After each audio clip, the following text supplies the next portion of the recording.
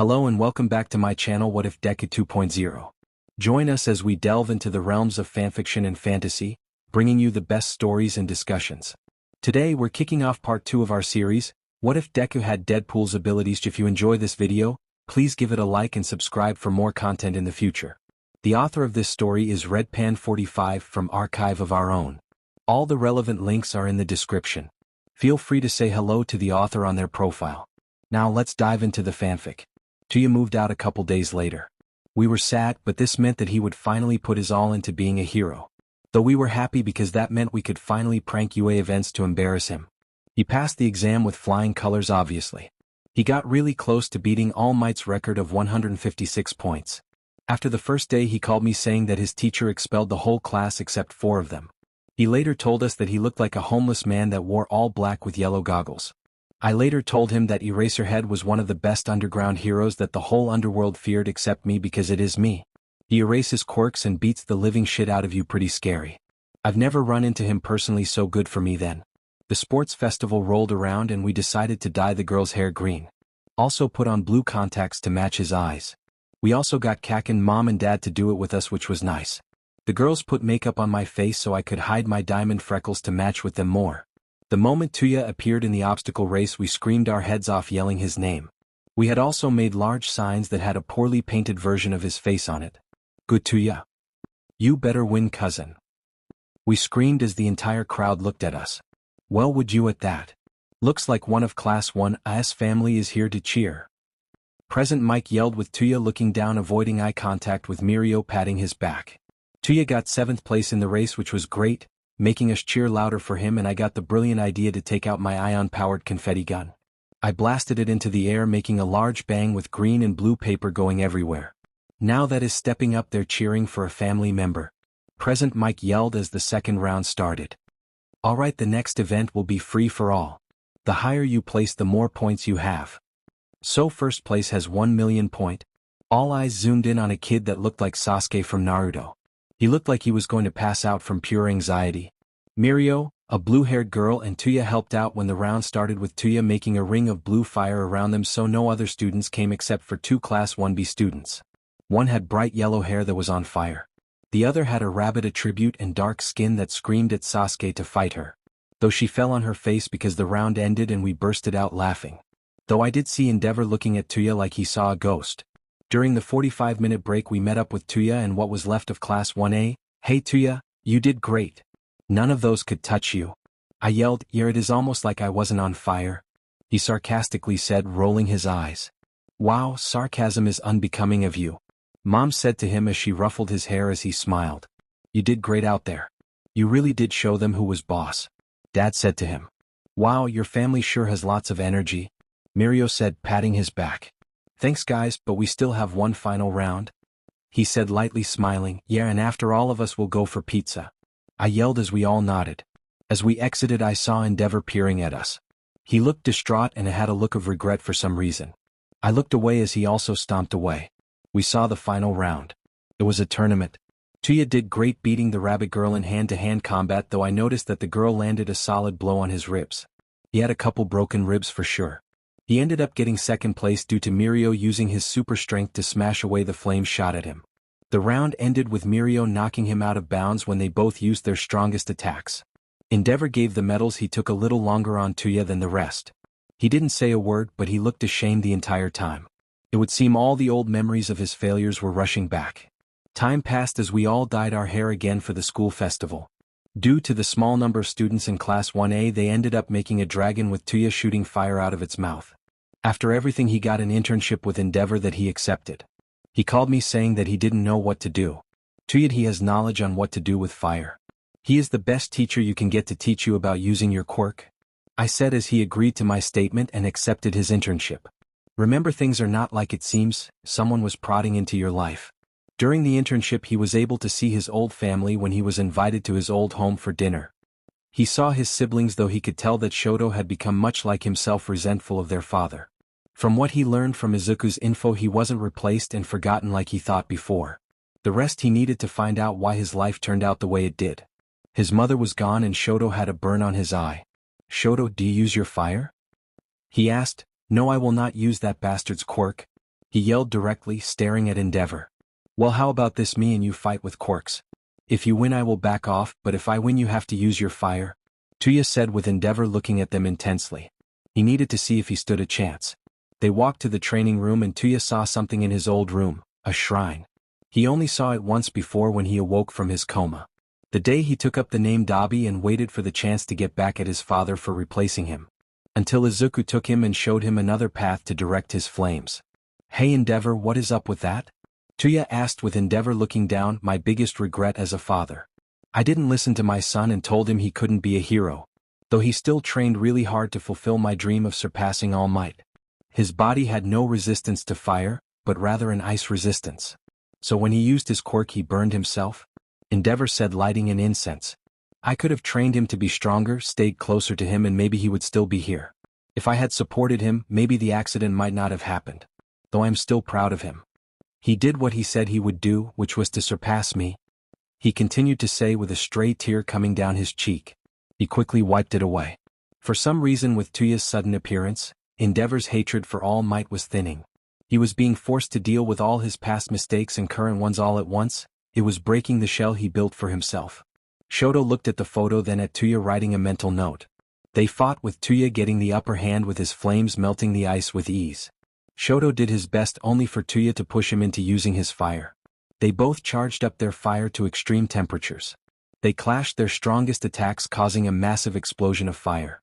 Shoto was knocked out as Tuya stood with burn marks all over him. Gimme my bag, I got my medical burn cream, he said to Fuyumi and Natsuo. They rushed back with his bag and he took out a jar. What type of cream is that? I've never seen this one anywhere. It looks more like jelly, she yelled, helping him apply it to his burned body. You have a weak resistance to fire, don't you? Endeavor asked him, so he nodded. My family are fire breathers, so when I got my quirk I produced it. I didn't have a body that could resist the fire. Tuya lied, with Endeavor accepting it. What cream is made of? A friend of mine has hyper-regeneration, using his stem cells as the main component to make sure my body could heal from burns really easily. Tuya explained as his burns quickly went away. He left later, giving just enough of the cream for Shoto if he wanted to get rid of his scar. After that day Endeavor kept a close eye on the boy. He needed to know if Tuya was who he said he was. His name, appearance and weakness of quirk made him want to believe his son was alive. He wasn't the only one to see it either. His children even stated the resemblance was too uncanny. They also missed their brother and were hoping for a miracle. Sneakily he gave Tuya a DNA test to find out the truth, but when he got them back it turned out to be negative. Putting his head down as he read the note, putting it down, he walked out of his office to train the boy. What he didn't know was that a certain merc altered the results so the surprise wouldn't be ruined. Time passed more with us doing the same to Tuya at the next sports festival, but upping the previous year with large portable cannons that shot AF load of confetti. Himi and May have been really handsy these days. Taking showers with me, saying it saved water, so that is good. They have been hugging me more lately, always caressing me when they do. When I turned 17 they both gave me keys, that was nice of them. The exam for UA was not far away, so Kaken upped his training with Himi doing the same. May began to work on a sustainable energy source to power her babies. The three of us slept in the same bed when Mage accidentally exploded hers and Himi's. Though my job didn't get easier, Lady Nagant has been hunting me. I saved a girl that looked like an alien along with a boy that can make himself hard. With him the jokes write themselves. Curious and Tuya have been talking more, and Himi was able to grab me a photo of them going to the movies. Even though he told me he was training with All Might. Speaking about him. He has gotten better, his smaller form looks more alive and more buff.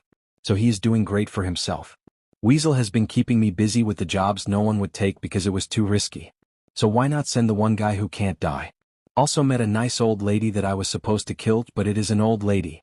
I can't just kill her, so I faked her death and set her up with an apartment and also gave her a 3D TV even though she was blind. So the day finally came for my family to go to UA to fulfill their dreams. May and Toga dyed the tips of their hair green. While Mom got a green highlight for me because she wanted a reminder of me on her because she virtually looks the same like Kaken. The reason I am telling this story is because I am bored as F. Mainly because I am alone in the pizzeria with the animatronics. That is why I have been talking to you for the whole time they have been gone. I wonder how they are right now. I bet they all passed with flying colors. Cut to my family. So why did you call us to the office, Mr. Nezu? Toga asked. The three of them took a seat. Nothing big, Miss Toga, just need to wait for the rest to come, he responded. Let me ask a question to the three of you. What do you think makes a hero? He asked them. They all look at each other nodding. A hero is a person that protects the civilians from harm against people that have the title of villain and natural disasters. They said at the same time. That is a great answer. Now what about mercenaries? They are people who use their quirks illegally to complete tasks from their employer. They answered again. The door opened to reveal Mitsuki and Masaru Bakugo. They took a seat with Nezu taking a sip of tea. I am not a fan of mercenaries because some go too far, often causing more harm than good, he said coldly. He reached into his desk and pulled out a massive file filled with paper with the name Deadpool on it. This made the color of their faces drain. Mayhatsum, you have provided the gear of a mercenary, which is a huge crime. Katsuki, Mitsuki, and Masaru Bakugo helped hide the said mercenary, which is also a huge crime. Himiko Toga, you are in the same boat with them along with you being a runaway after a certain incident, Nezu said, spreading the papers from the file out. We have the evidence for all of you to prove these statements true. The countless amount of camera footage and a certain glove that still had a hand in it. The glove itself had a symbol that has your DNA Hatsum. Izuku Midoriya Bakugo is the said mercenary in question. He is wanted and is being hunted by our top heroes. He has killed over 172 people, often being from rivaling factions, increasing their control and crime rate.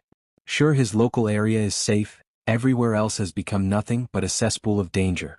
Ever since his appearance, crime syndicates have exploded in size and power.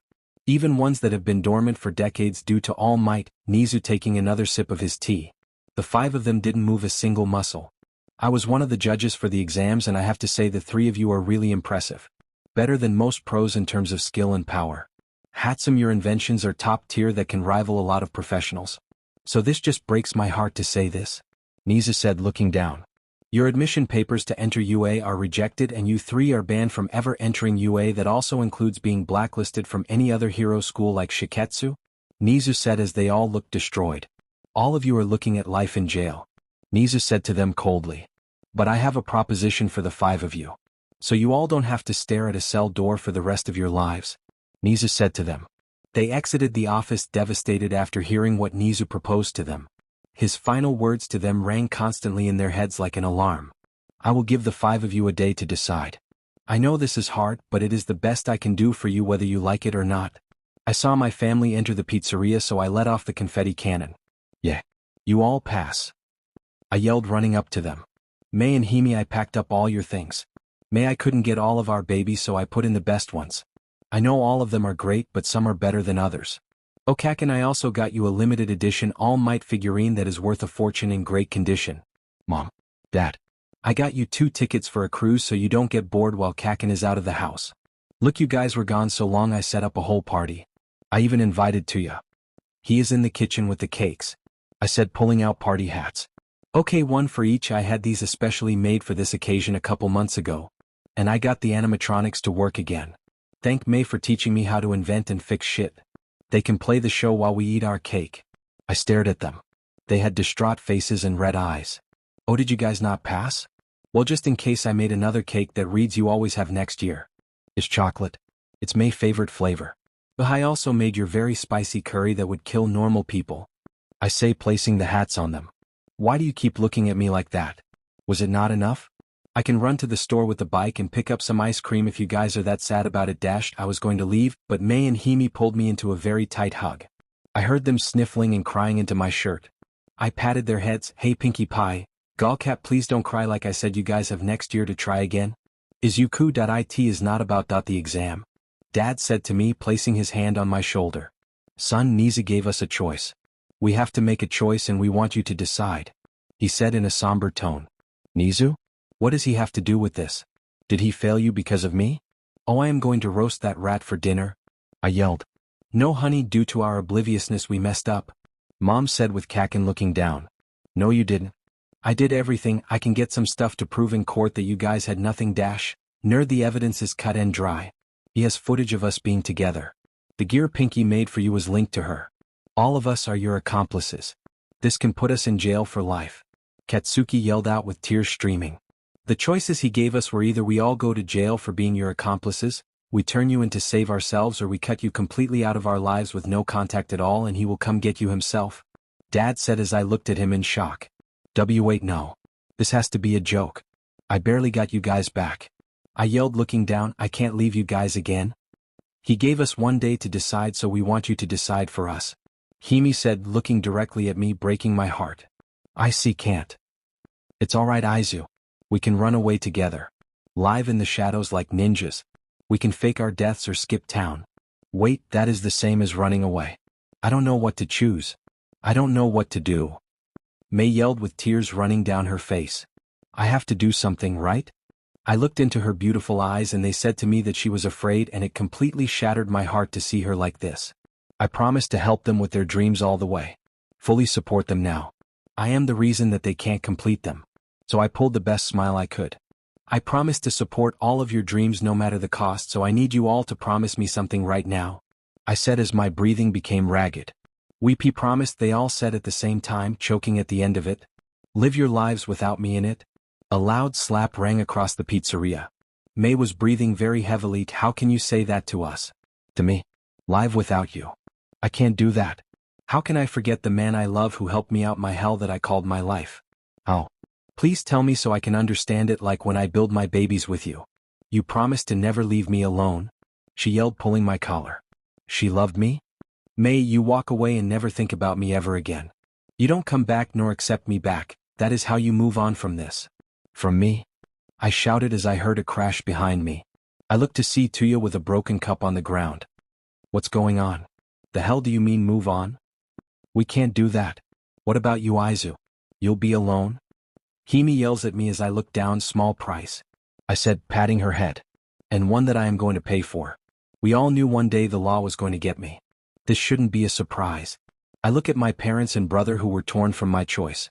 Come on, guys. I will be watching you guys from afar so nothing heads your way. I will always be there for all of you when you need it, I swear on it. I say, forcing a smile. Nezu gave us a day, so we have one last day together as a family. So let's make the best of it. They nod. Tuya, this stands for you too. After today none of you will see me again on your own accord. So since you passed, let's have some fun that I set up. I said as I cut the cake, handing them each a piece. We talked about the fun we all had. Mei revealed some of my more inappropriate moments at work that shocked Mom and Dad.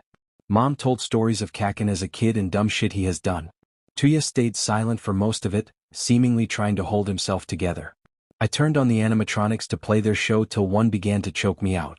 It was the bear when I went to turn them off. His eyes went all black. Luckily for me, Mei turned him off quickly. Hime got into my alcohol stash and began to drink it. Though a single cup got her drunk. She slurred, but I could understand her. She proclaimed that she and Mei loved me during Cherokee doing a duet together. I want to be your girlfriend. It made me feel like an idiot for not noticing. I went to the back of the pizzeria and grabbed all of the fireworks I could find. We blew up a watermelon along with anything I had in the fridge like a full chicken. Then we decided to light the night sky up as if it was day. It took a bit, but we set up as many in a circle. Tuya sent his beautiful flames lighting the fuse. It quiet for a bit, then suddenly multiple loud booms went off at virtually the same time, making me deaf. The explosion of fireworks ruptured my eardrums. The night glowed like it was day for a couple seconds with the fireworks exploding constantly. I took them on a joyride across the city, speeding down the road over 100 in a car I didn't steal from a medicine lord. The hell you talking about? We went home after a bit just to accept what is ending in a couple hours. We just sat down on the couch just talking. No more, no less. Just talking about the future for them. Nothing exciting, no crazy explosions, no singing or me doing anything crazy, just speaking. We did that till we were all too exhausted to talk. We stayed on the couch in silence as the seconds turned to and minutes turned to hours. We held one another tightly, never wanting to let go. The light of the new day shone through the windows. My time together was up, that was I could all think, but as they say, everything comes to an end. The clock finally stops ticking.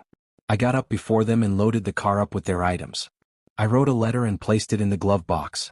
Inside it was a separate bank account that had more than enough money for their tuition with a lot extra. UA may be a great school, but it is expensive as hell, so I made a spare account for them years ago. I wanted them to keep it because it was for them anyway. I cooked a simple breakfast of eggs, bacon, and toast. Every second that passed felt like I was going to explode, but kept it together for them. I put on a smile because Yagi told me that at times of despair put on a smile so the other around thinks that everything will be alright.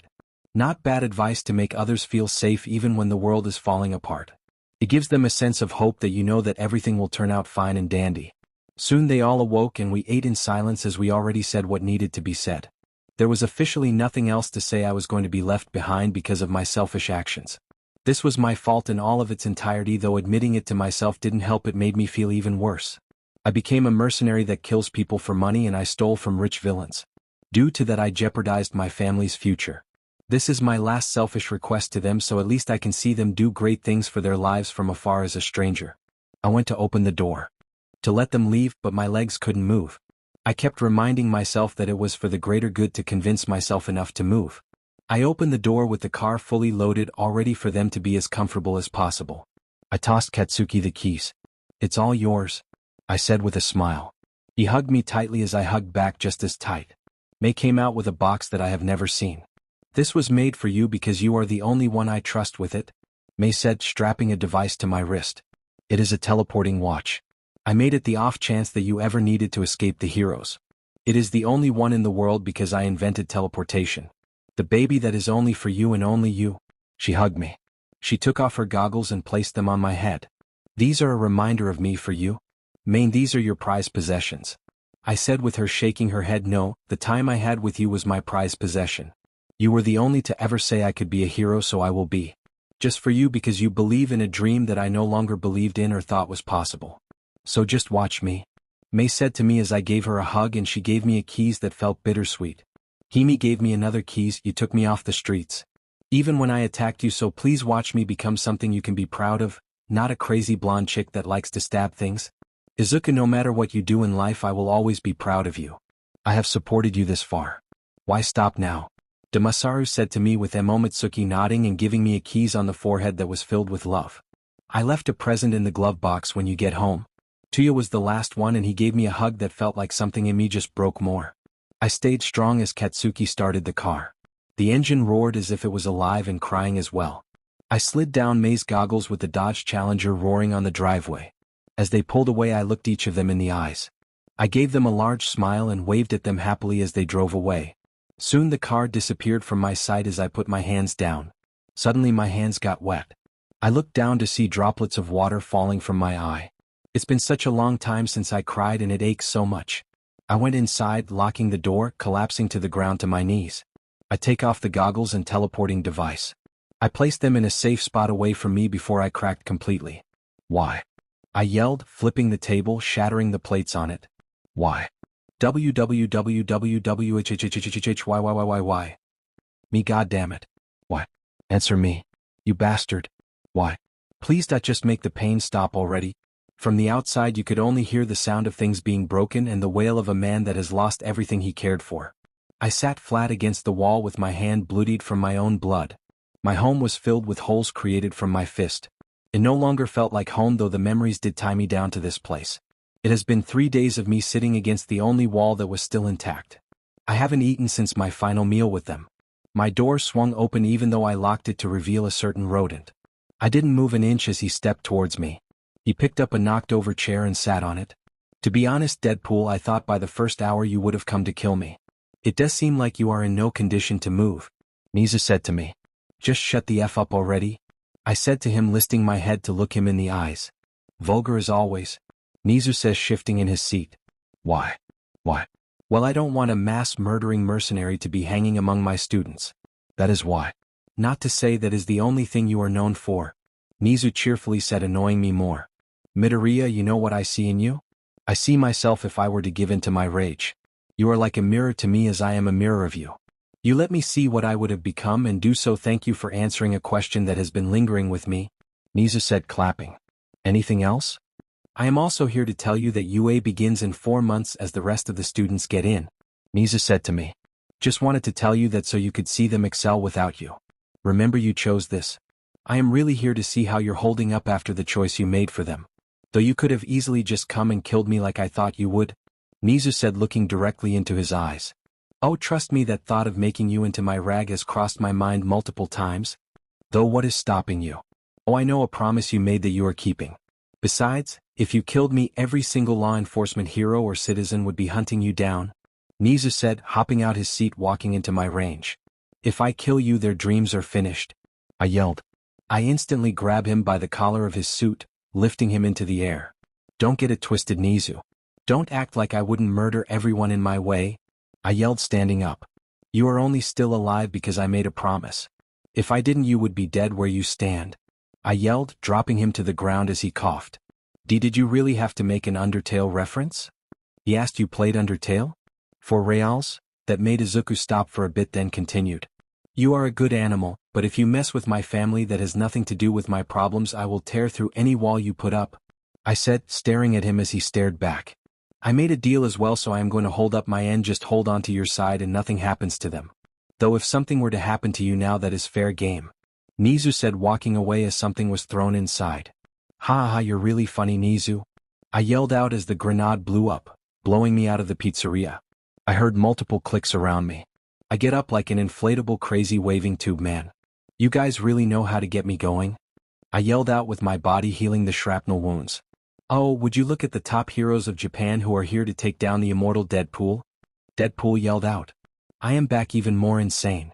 I am currently running on insanely bad depression, suicidal thoughts and 3 days of no sleep. I am ready to kill God or become him. I yelled out with bullets turning me to Swiss cheese. I ran up to one with a riot shield. I yank it out from his arms, smashing my head into his helmet, breaking it. You guys should invest more in better armor. I shouted, grabbing the barrel of the gun. Aw, no bullets. That is okay, Daddy here will use you better than the other guy. I yelled, using the gun as a bat to hit the others in riot armor. They retreat as I backflip over a torrent of fire. Oh, Mr. Fire Hazard is here. Are you finally going to show me how you thought you were going to be number one? I smiled crazily, saying that unnerving endeavor. I rushed forward towards him with my knife that I got from my waistband. Stand down, you damn villain. Endeavor yelled, sending a torrent of fire at me. I ran through it as it burned my clothes off. Hey, have you ever heard about the 1000-degree knife challenge that was 200 years ago? I yelled with my charred body jumping out from the flames with a knife that was red hot, melting the flesh of my hand like butter. I wonder how you look, bloody. I yelled about driving the knife into his chest until multiple feathers shit impaled me. Way to ruin the homage to my good friend who used to be like that. I yelled about getting kicked in the face by a rabbit's foot. Looks like the lucky rabbit's foot I ordered is here. Damn, I wanted a good fight, but this one seems a bit loony. You think, Burnin'? The newest up-and-coming hero Maruko asked her teammate. This guy is on the top wanted list for a reason, but over time he had more self-control. It looks like he has gone back to his old self. Burnin' yelled, now that is an interesting comment. Blame Nezu for this little girl. I yelled next to them. Before they reacted, I kicked the bunny rabbit in the gut, sending her back. That gave the one with fire hair the chance to set my head on fire. That was pretty hot. I guess I look like Ghost Rider now. I yelled, head-butting her nose and side-kicking her into the incoming rabbit. Hey, come down here so I can have some wings.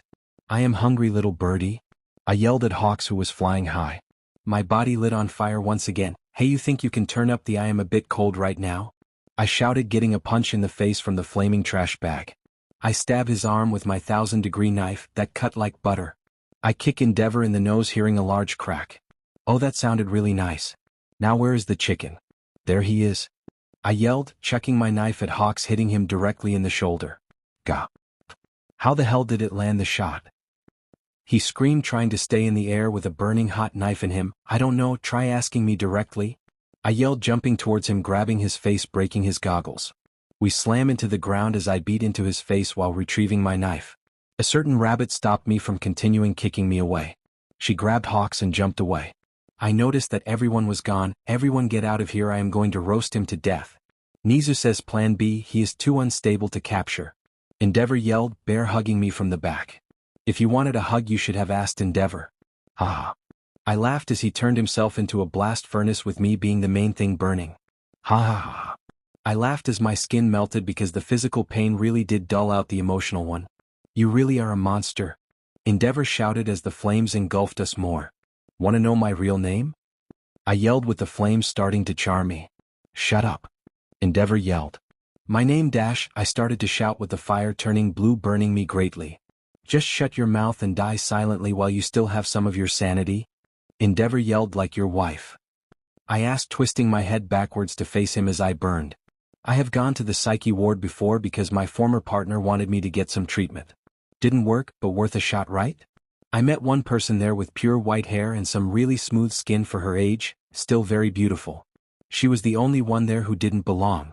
Took a while for her to talk, but eventually she vented to me her problems and I am doing what is right for her, so go check up on her. She might not be the same person, I said with my lower body fully turned to ash. There goes my PP, gonna miss you, buddy. Just die already? Endeavor yelled because he reached his overheat limit long before the blue flames. Alright, just because you asked nicely. I shall grant your wish. Should have asked to be number one, but you already wished, so no take-backs, genie code. I shouted, stabbing my still beating heart, ripping it out. The flames reached inside my body, burning me inside out, setting my heart ablaze as I felt the sweet release of all my pain going away instantly. I should have died a lot sooner. Yes, you should have. Now come join me, Izuku. I smiled, hearing that voice to Endeavor. He saw me smiling as my charred body began to crumble. The rest of my body burned to ash. We won, Endeavor said, collapsing to the ground. The city around him melted from the heat he produced. Looks like Midoriya chose to kill himself rather than let us take him in, Nezu said, sipping his tea as the entire fight was live-streamed because of the new chopper. Though many thought that killing as a hero was bad, everyone knew who Deadpool was. The infamous mercenary that killed who wanted when he wanted. They all came together to agree that Deadpool was necessary to kill on the spot, and the media totally agreed. Izuku Midoriya Bakugo was then officially removed from the missing persons list. Katsuki blew up his entire wall as he heard his mother's cries from downstairs. He cried silently as he held an old photo of them on his 16th birthday. Mei and Toga fell apart as well as they saw the man they loved reduced to ash by the number 2 hero. They both held on to the belief that Izuku always said that he was immortal. Tuya saw and set him ablaze, telling himself constantly that isn't true until his girlfriend told him to stop holding him as he cried as well. Yagi, Night Eye and Mirio sat in silence as the news played. Yagi took a deep breath from his new lungs that were donated to him by a hero in his opinion. He wiped a stray tear away as a green-haired kid that he knew well became one of his memories, like his master. A certain purple head saw the new as she finished her new patch that had a Deadpool symbol on it. She didn't believe that the idiot who saved her was dead for a second. Anyone who saw the news cheered or wept from it. A white-haired woman cried silently while a certain blind woman held her. Weasel looked at the news and video with the entire bar as they saw Izuku's final act. They were silent as one their own was murdered by a hero as everyone else cheered. Weasel walked up to the Deadpool, changing the old record holder name to a new one, then crossed out Izuku Midoriya Bakugo. I fell down, crashing into the ground with my legs sticking out. Wow, no pain? I said, digging my way out. I pat down my body that was previously burned to ash. Yay, my PP is back. Hold up, I don't keep my clothes when I die. DBZ characters always getting the good shit when they die. Suddenly 2 bright lights appeared in front of me, one was bright red and the other was bright white. Izuku Midoriya? The white light said, you forgot the Bakugo part? I responded as I heard a sigh. Shut it, kid. We are just trying to do our jobs. The red light yelled at me as I looked down to see a vast emptiness-filled darkness swirling in many directions. So is this the part where you tell me if I go to heaven or hell? I asked, only to realize that they were having their own conversation. Look, I am just going to take the soul so I can impress her. The white light said as a hand reached out to grab me. Who said you get the soul? I want to impress her. The red light yelled, pushing the white light's arm away. Hey, he belongs in hell? He belongs in heaven. They yelled, turning into humanoid forms fighting. To say the least, they needed to hit the gym. Hey. This is my only shot for her to even talk to me. A fat white balding with a patchy beard yelled to the similar-looking fellow who looked the same but red. Shut up, I've known her the longest. She is always into the bad boys, she always leaves the nice guys at last. The red one yelled, who I believe is the devil, at the other one I think is God. Hey fatso. Are you talking about the Mistress Death? Because I promised to meet with her if I died. I yelled, walking over to them. You don't get to meet her. You don't deserve her at all. I have been friend with her for the longest, she at least owes me something. God yelled at me as I flipped him off. You don't deserve her. We do. You know how much we have given her, she at least owes us something. The devil yelled, gasping for air. You gave her gifts and now you expect a return for those gifts? Sorry my man, that is not how relationships work, so excuse me, I have a lovely lady I have left waiting for a while now. I said, turning around and walking away. You know who you are talking to. God yelled at me, I know who and I do not care. I do what I want when I want because I can. If you can't understand that, go F yourself with a toaster strudel. I say, walking away as my entire lower half gets obliterated. You can't talk to me like that, boy. The devil said, grabbing what was left of my body. Now you have to apologue. He didn't get finished because I punched him in the nose. God tries to intervene, so I use my hands to walk. I throw myself at him, smashing my head into his. Now if anyone asks me why I am in hell, I can say I punched the devil and God. I said, this is why I like you so, Izuku. I turned to see a woman that was on the top of my list. Hello there, did I keep you waiting long? I asked, receiving a nod. Yes, you did keep me waiting, but I can wait another millennia just for your soul. I brought him here for you, O great Mistress Death. God yelled, bowing with the devil doing the same. Simp, I thought, I can agree with you on that, Death said into mine as I nodded. That is great, and also here are my gloves. Death said, tossing gloves to them. They instantly fought over it as she teleported me and her away from them. Hey mistress, did you miss me? I asked as she pulled me into a hug. The answer is yes, to you. To others who ask, it is no. She responded by kissing my forehead. Do you have to do that voice when we are talking? Because I want a normal conversation with you. I said as she smiled. Yes, we can. Besides, I only use that to them because they get so turned on from it that they do what I want. She said as the layout changed into a home. This place is it's your mother's old home. I wanted you to see because you only saw it from photos. Death said as I lifted her, spinning her. Baby, I love you so much. I am going to taking on a date. I yelled as she smiled. By the way, what about the other religious stuff people believe in? I asked as she sighed. As long you believe in something as if it was real, it becomes real. That includes religion. She said, wrapping her arms around me. I gotta say they have gotten bigger since the last time I have seen you. I said, shoving my head into her chest. So have you? She responded, please don't squeeze the family jewels. Baby, let's go out and have some fun while I am dead with you. I said, leading her out. Sorry, but we don't have that much time, my love. She said, showing me an hourglass. You don't have that much time here with me? Why? I died. Back on Earth I am a literal pile of ash. I yelled out, but you left a lot of your blood in that wonderful home of yours, so you are growing back as we speak. Well, how time do we have? I asked with a smile. Well, technically we have 2 hours, but if you want me to, I can extend it by an extra 4. She said, caressing my chest. How? By forcibly keeping you here with me? Death said to me. Well, how time would that be in Earth days? Month and a half at least. She responded as I got an idea. Can I introduce you to my parents? Also, can I get some clothes? I asked as she smiled at me. Sure thing. The world around shifted in scenery to a massive cherry blossom on a hill. I saw 2 people at the base of the tree leaning on each other. I walked to them, then instantly sprinted toward them. Mom. Dad. I yelled with tears leaving my eyes as they looked up to see me. They get up, rushing towards me, and opened my arms for a hug. My dad pulled his arm back and landed a sucker punch to my face. You ain't supposed to be here, not yet. He yelled. So tell me, why is my son here when he is barely 18? I have a good explanation, I swear. I said as my mom and dad pummeled me into the ground, trying to push me out of the afterlife. Man, it's great that I can't feel pain because this would hurt. Look, I am only here for a couple hours, so I will be back alive soon. I said with Mistress Death coming behind me. Once they saw her, they both instantly bowed. Hey, what exactly are we? Well, I would like for you to be mine while you are here, so my lover, she told me as I nodded. Mom, Dad, I would like to introduce you to my undead lover, Mistress Death. I announced as they looked at me in shock. So son, how did you 2 meet? Dad asked as I sat down holding her hand. Well, as you know, I was being experimented on when I saw her for the first time. I said to myself, I have to have gone insane because I am now seeing one of the most beautiful women in the world in front of me. I say as my mother pats my head. Sorry son for not giving you a healthy body. Mom said to me with her head down, you gave me the strongest body I could ask for. Izuku is right.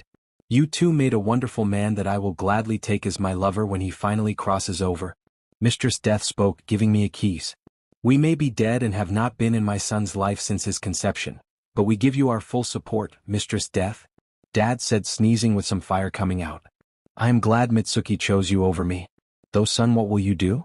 You can't talk to them or you will jeopardize their lives. Mom asked as I grinned. I am just going to be me. Deadpool, the little green menace of Japan. No will stop me from having fun or stealing from mob bosses. I am going to live the life I want while also giving everyone a show. I proclaimed as Mom pinched my cheek. Don't forget about the girls you left back on Earth. May and Himiko love just as much as Mistress Death. By the way, do you have a problem with this arrangement? Mom asked Death. No, I don't. As long I can have his soul with me in the afterlife, then I am fine with him hooking up with anyone. Death responded with my dad laughing. Like father, like son, huh? He said, giving me a fist bump. Then Mom slapped the top of his head down. Don't encourage him to be like you. What is wrong? He's already on the path that me and Masaru were on when we were teenagers. Dad said with Mom pouting, "Don't remind me." She responded. Izuku, remember this. Me, your uncle, Inko and aunt were delinquents. We did some bad things, but when we settled down together we left that life behind. Though that doesn't mean we didn't have fun, so live your life to the fullest. Get some women, cash or cars, just don't waste it playing it safe. Dad ordered as I nodded. Now leave before I make sure you stay here with us. We will be watching, so hold my words close to your heart and also be as insane as you want it to make life way funnier, he said. I gave a final hug as they slowly faded away from me. Izuku, you know that once you die you will be with me, right? Death asked me. I wouldn't have it any other way. I respond with her patting my head. Great. Because one day I will call on you to be my champion for my hand. Wait. Other people are after your hand like marrying. I'll kill them all. I shouted in rage with her holding my chin. Don't worry about that purple bastard. You will beat him because you are my Izuku and I am yours. Death whispered into my ear, making me feel all good. You just know how to make me feel happy inside. But I would like to shower my happiness all over you with a date, I said, taking her hand and running. Sure thing. Montage time. Me and Death went throughout the entire afterlife, seeing anything that looked nice. I ended up shooting Hilter in the face as Death took a picture. After that I did the same to Stalin. We went into the dinosaur part of the afterlife. I released the dinosaurs from their zone and wreaked havoc across the area. I held Death as we rode on a T-Rex's head, eating anyone that was in the way. I did the same with anyone that was dangerous during history, like unlocking a padlock to cage. It was like a flood of people coming, ripping other dead people to shreds. Just love the many screams that we are hearing together, I shouted, jumping into the air with Death in my arms. You know, Izuku, we have a limited time together, she says sadly, looking down. Then one day I will find a way to die just for you. I promise, I say as she placed a finger over my lips. Promises mean everything to me, Izuku. I am a promise, she said, looking down, a promise that is kept by everyone but you. Baby, don't worry. I'm gonna change. I got a plan, I say, looking to the side, though it's going to be really big and really hard to pull off. Death smiled as she went up to my ear and said, that's what she said. Have I ever told you how much I love you? I get out a large amount of guns as we turn anybody we saw into ghost Swiss cheese. By the way, will they come back? I asked after shooting Abraham Lincoln in the back of the head. Yes, no one truly dies unless a god wants to, or a gauntlet of a certain kind can fully make sure that the soul is destroyed, she responded by ripping a Viking in half. Suddenly I see an arcade and smile. Hey baby, wanna put some balls in holes? I asked as her cheeks went a light shade of red. I thought you would never ask. Couple minutes of later, I check another ball into the ski ball into the 1 million hole. I turned to Death to see her with her hand on her face as I laughed a bit. Have you never played skee ball? Or were you expecting something different? I asked, getting punched in the gut. Next time get your mind out of the gutter, mistress, I said, holding her tight while copping a feel of her juicy backside as I felt something similar. Honk honk. Suddenly we heard a beeping and Death waved her hand, making an hourglass appear from nowhere. Oh, we only have 1 hour left together. What else can we do? She asked, looking deeply into my eyes. Maybe cuddle? I suggested as she teleported us to her room that was dark. Cut to 50 minutes later. Harder. Harder. Make me yours, Izuku. Death shouted as we both climaxed at the same time, collapsing onto the now destroyed bed we made love in. Sorry about the bed, I said tiredly as she waved me off. That was the best thing to ever happen to me in all of my time around, she said as I smiled. It was your first time? I asked as I was slapped into the wall. Yes. No more talking about it because you're my first, she said while I unstuck myself from the wall. I got back in the bed holding her close. Don't worry, it was my first too. Well, my first time while dead. I haven't done it with anyone on earth, I said. We held each other in silence. The rest of the time we stayed in silence, listening to each other's heartbeat. Did she even have a heart? Well, whatever, I heard a beat, so let's just say it was a heartbeat. The timer was at a single minute left and we held on to each other tightly. I will visit you, I swear, so you don't get lonely, I said, shutting my eyes as the timer reached 5 seconds. I would like that very much, my love. I opened my eyes to see my pizzeria again. It was trashed to beyond recognition. I got up to see that I was naked but felt a nice draft under my jewels. Can I even get her to have a baby? I came in her like 4 times. Only time will tell. I searched my room to find it completely empty. I ran to May's room to find the rest of the inventions that I couldn't pack up for her were gone. I ran to the kitchen to find it empty as well. They even took my pizza oven. Man, after getting the parts to fix it as well. I said, going to the back room to see the yellow bunny and bear suits still there. Okay, you're still here, so that is good. They must have taken everything for evidence, or some looters stole my shit. I hope it's evidence, because if I see another person using my oven, oh, you don't want to know what will happen to them. I shouted, checking if my bike was still here and gone as well. Man, I am naked and have nothing. This feels very similar, like I have felt this before. I say as I remembered where May's teleporter was. I turned to see a massive bear standing in front of me. Hey buddy, did you miss me? I asked as some sparks flew out of it. The bear didn't respond as its chest opened to reveal some of my folded clothes, my suit and the teleporter. I noticed damage all over him, and I looked over to see that the others were as badly damaged.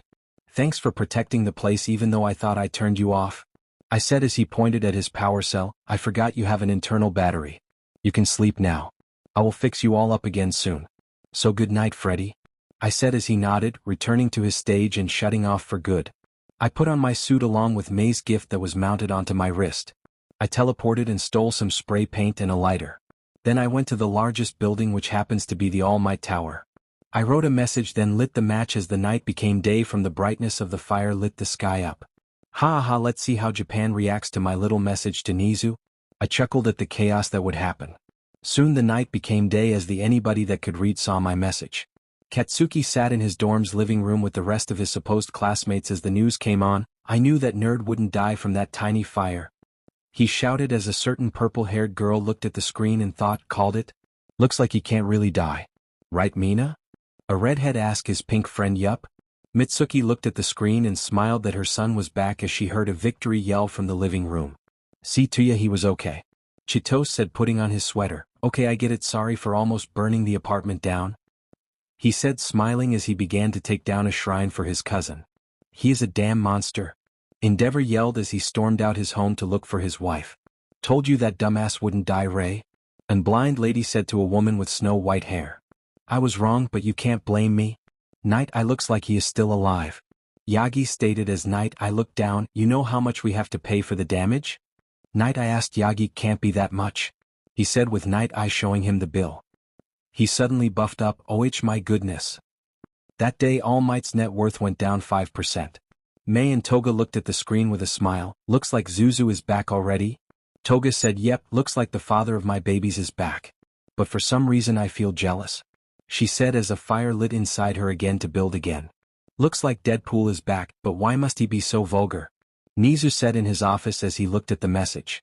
Deadpool is back. And F Nezu. Looks like my fun will soon begin. I said out loud, putting away my notebook as I heard footsteps behind me. They continued walking towards me as I stayed still. Soon they stopped and sat on the same ledge as me. You know, I was surprised that you came back, but I knew one way or another you would. I shifted my head to see a familiar white mammal. Hey Nezu, did you miss me? I hope you did. I say, patting his head. He quickly removed my hand.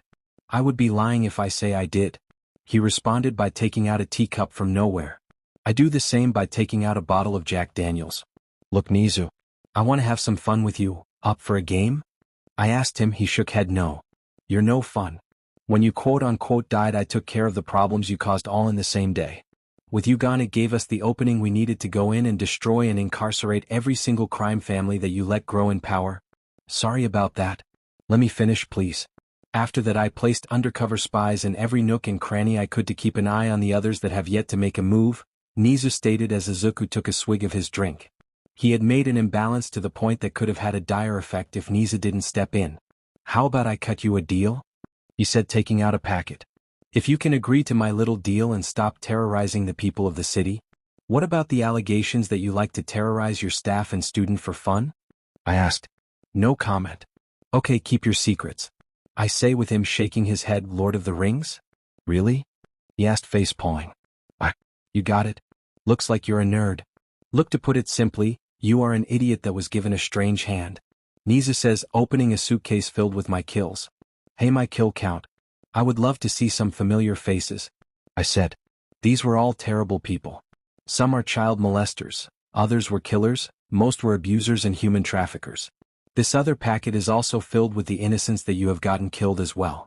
A couple dozen alone on that highway massacre you did. This packet is just as thick as your kills. A lot of families have been in grief. Nezu said looking down. You even save people from suicide like young Kyokujiro? Nezu smiled as he said this. So that's her name? It's pretty nice. I say. You help abandoned children or lost kids. Nezu says taking out another packet of files. Izuku sat there as Nezu went on with his words. He knew what he stated was true. He killed a lot of bad guys and innocent people. He isn't innocent for his crimes. I am going to use this. He said take my Jack Daniels and dumped it over the pile. He reached into his pocket taking out a lighter and tossed it into the pile. It lit instantly burning everything. Come to UA so I can help you and stop all of this. No more need for killing, no need to cause no more harm. I thought about it for a second, then I thought about the things that needed to get done. Sorry Hime, I have to do my part before I do you guys. That did not come out right. Whatever, it's in my head. No. I can maybe later but not now. I fulfilled my promise to support their dreams. Now I have to finish my mission so I can't have school distract me now. I am going to get the ones you missed so I can take the offer. I said as Nezu nodded, just don't overdo it please. I don't want to kill you again, I can only do that so many times. He asked while walking away from me. He almost leapt at the offer from Nezu. Find out, I will try. I said, wiping away a stray tear. No more distractions, so watch out Doc, because I am looking for a checkup, but first let's fix my turf. Cut to 2 days later. At least I can tell Nezu I certainly tried. I say as I walk out of the burning exploding building with a charred and ripped up suit that I fixed up with some duct tape. I look down to my hand dragging the last surviving member of the group I just killed. I pick him by his hair to my eye level. Now you are going to tell me where the face of a boss is. And if you don't, your head will be part of my decorations for my home. Maybe it would fit as a lamp? I asked myself as he struggled to talk. He owns more locations L like this? He shouted, taking a note filled with locations. I let him go to run, then I shot him in the head. Looks like I got more work. I wonder if Blind Al will mind the blood? Wait, she is blind, why even am I asking?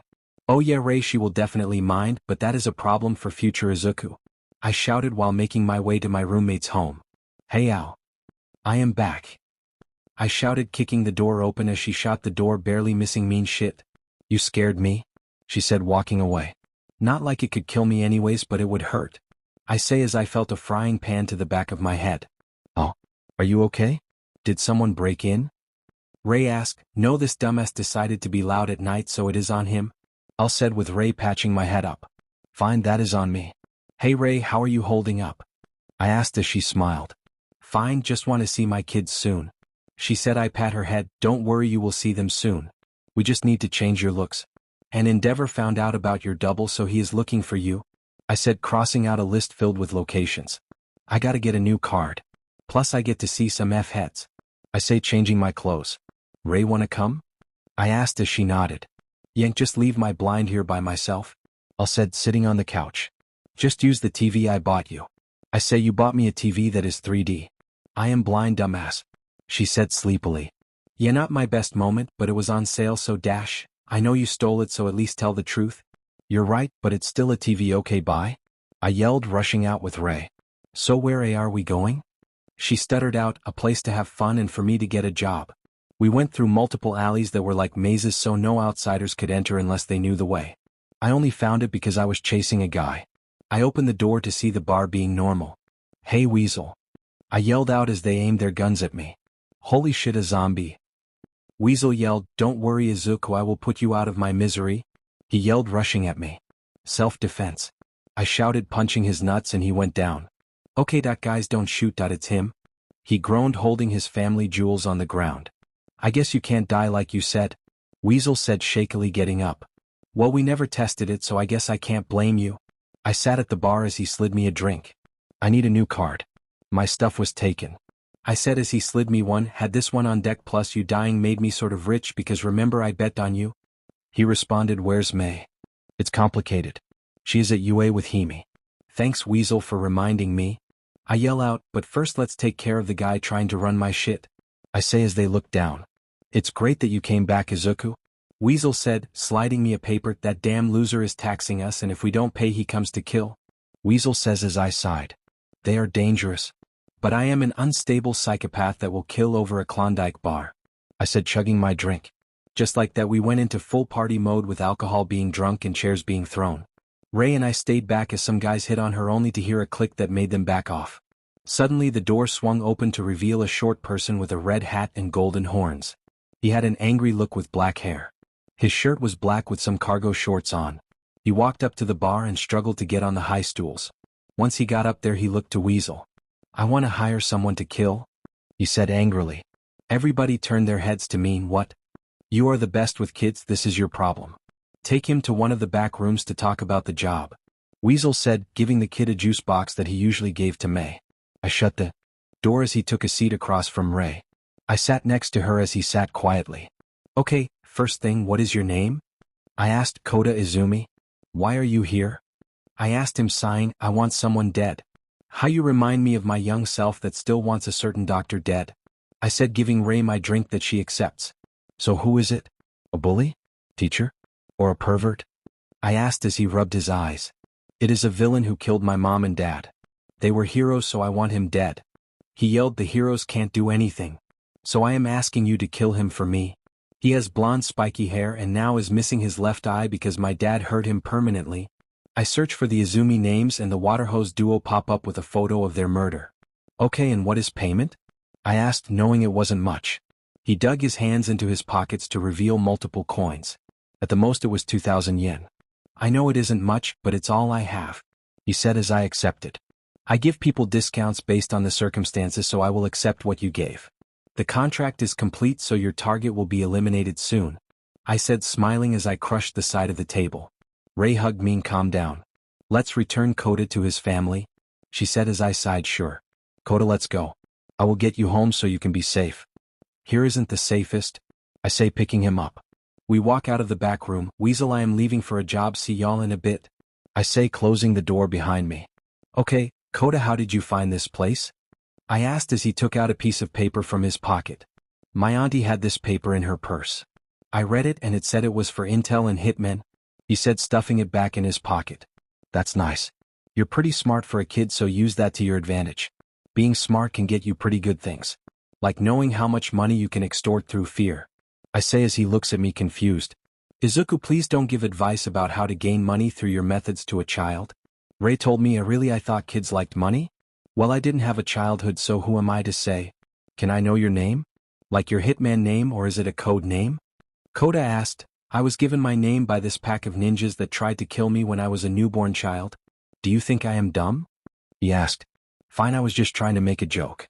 I got the name after people bet on me to die, only to realize that I can't, so they called me the winner of the Deadpool. First it was Captain Deadpool, but Deadpool sounded better, so I took it as my own with my partner saying it was a great name," I said, with Kota looking in awe. "You're the Deadpool? Ha, I thought you would be taller." Kota said, hitting me in a sore spot. "I can't control my height. By the way, Kota, do you know where you live?" Ray asked, fixing his hat. That the thing, I sort of ran away from Auntie because I knew this was my only shot to make it to the place," he said, looking down. We explored around the shopping district while doing some mini games like winning a green bunny for Kota and white one for Ray, while I got a bottle of hot sauce. We got some snacks as well while looking for his aunt. We haven't found a single clue to where she was. "How about we look for her as we get some ice cream for you, bud?" I asked. "Sure," he yelled as I chuckled from his excitement. "Looks like there is a kid spirit inside you after all," I say as we finally exit the arcade. I put Kota on my shoulders as we head to a local ice cream spot. "Okay, what do you guys want?" I asked as they thought for a bit. "A vanilla for me," Ray said as I nodded. "The chocolate," Kota said, so I ordered them the ice cream, paying it with Kota's payment money. "Kota Izumi." "Oh shit," I yell in surprise, with Ray pinching my cheek. "No swearing in front of kids." I was surprised. "Kota, thank God you are safe," his supposed auntie said, hugging me very tightly yet comfortable and soft. "Thank you very much for finding him." She stopped talking, looking at me intently. "Do I have something in my teeth?" "I thought you died, Deadpool dash." "Hey, let's not cause public panic at 2 in the morning. I say, cutting her off. "I am called the Immortal Vigilante for a reason," I say, handing her Kota. "Find out you get a slide for helping my nephew. Though next time as the hero Mandalay, I will have to detain you," she said, walking away with Kota. "Thank you for helping me," he yelled, shocking her. "And maybe he isn't so bad," she thought as she regrouped with her team because she found Kota. "She's hot," I say, getting elbowed by Ray. "What did I say?" I asked, confused, as Ray walking away. I stared down at my final target from my list of buildings to destroy. I love how time passes me by. Just have to make the most of it. I say, grabbing out a sniper. Just being a menace is so much fun. I zoom in to see 2 guards, 1 for each. I say as my finger reaches for the trigger. I wouldn't do that, Deadpool. If I were you, well, not yet at least. A voice I heard said from behind me. Buzzkill. I say, getting up, turning around to see the Heroes Association main puppet. Hey, Lady Nagant, did you come to put me whittle old me down? I asked. She stared me down with her arm fully loaded aimed at the ground. No. I just need some answers. She said, reverting her arm back to normal. What type of question? Your afterlife? Fortune. I asked, getting smacked. Just shut up for a bit. She angrily said as I motioned a zipper across my mask. I thought about what you said before you tried to blow me up with your shoulder. Really now? Have you come to tell me I was right because I have a victory firework on me? I say, taking it out. Once it goes off it will say I was right. She looked at me with a face that said she was already done with my shit. Look, Dushpul, I just want to join you. Lady Nagant said, putting out her arm. Wait. Really? Man, I've always wanted a sidekick. I shouted, taking her hand and shaking it very hard. I want to be a partner, not a sidekick. She sternly says, but dash. She transformed her arm, aiming it straight at my schlong. No buts. Okay, partner it is. I say, picking up my sniper. What about your previous life? I asked, zooming in to get my shot. All my money was donated to a cancer charity and I didn't have an agency, so I don't have any interns. All my papers are hidden and I resigned today. Also, I don't have a family, so that is all taken care of for my former life. She says, standing next to me, aiming in for a shot too. Though they are begging me to come back or they will expose me. Blackmailing at its finest, though I don't really care. She said, attaching a silencer to her sniper arm. Well, you are now part of the ragtag squad team Deadpool. I know it's a really good name. I say as we both take the shot, killing the 2 guards. I grab her shoulder, teleporting us to the front door. Now how much C4? I asked as she was about to speak. Who cares, all of it should work. I shout, dumping around 20, now run. I shout, running away, hitting the detonator. You are an idiot. She shouted, sprinting away from the explosion. I know, but isn't that the fun part? I yelled, with dozens of pouring out like chicken with their quirks activated. If I die on my first mission with you, I am going to haunt you. Lady Nagant said, if you do tell the mistress death. I said hi and ask if she's pregnant. I say, using my sniper like a bat. Wait, the afterlife is real. Like God and the devil? She asked, evading a flaming fist and counter by breaking the person's. Yeah. Though those 2 are just simps for death. I responded by smashing the sniper across a thug's neck, breaking my said sniper. Does that mean I still have to go to church or something? She asked another question. Nah, as long as you die you will end up in the afterlife. Also, it matters which one you believe in, so you can be judged. I say, getting pierced by a jagged rock. I take out my pistol, getting a double headshot with Lady Nagant, blowing a guy's head to bits with a point-blank sniper shot with the bullet curving, hitting 3 more, leaving me wide-mouthed. She looks at me and smirks. Show off. I muttered, murdering the rest of them with my twin pistols. There was a reason why I was the top assassin, you amateur. She said, smiling at me as I grumbled. We entered the warehouse to see more people. Gotta say this at least once, I think he heard us. I said, taking out my twin blades. No shit. She responded while I chuckled. A blast of energy shot past us along with a blast of water. Time to kill. Again? I yell, cutting a couple heads off with a single spin. Lady Nagant blew off multiple limbs with explosive shots. I rush forward, inserting my blades into 3 people. How you just got kebabbed? I say, chucking them to the ground. We continued to massacre them for a bit, with both of us just trying to one-up each other. The ground suddenly began to shake with the sound of loud stomping coming right for us. We look in the general direction where the sound is coming from. We killed the rest quickly as the stomping got louder. Do you think it's Santa? I asked. Do you still believe in Santa Claus? She asked, looking at me weirdly. What? You don't? He's real, you know? Maybe he is, but he has never given me a present.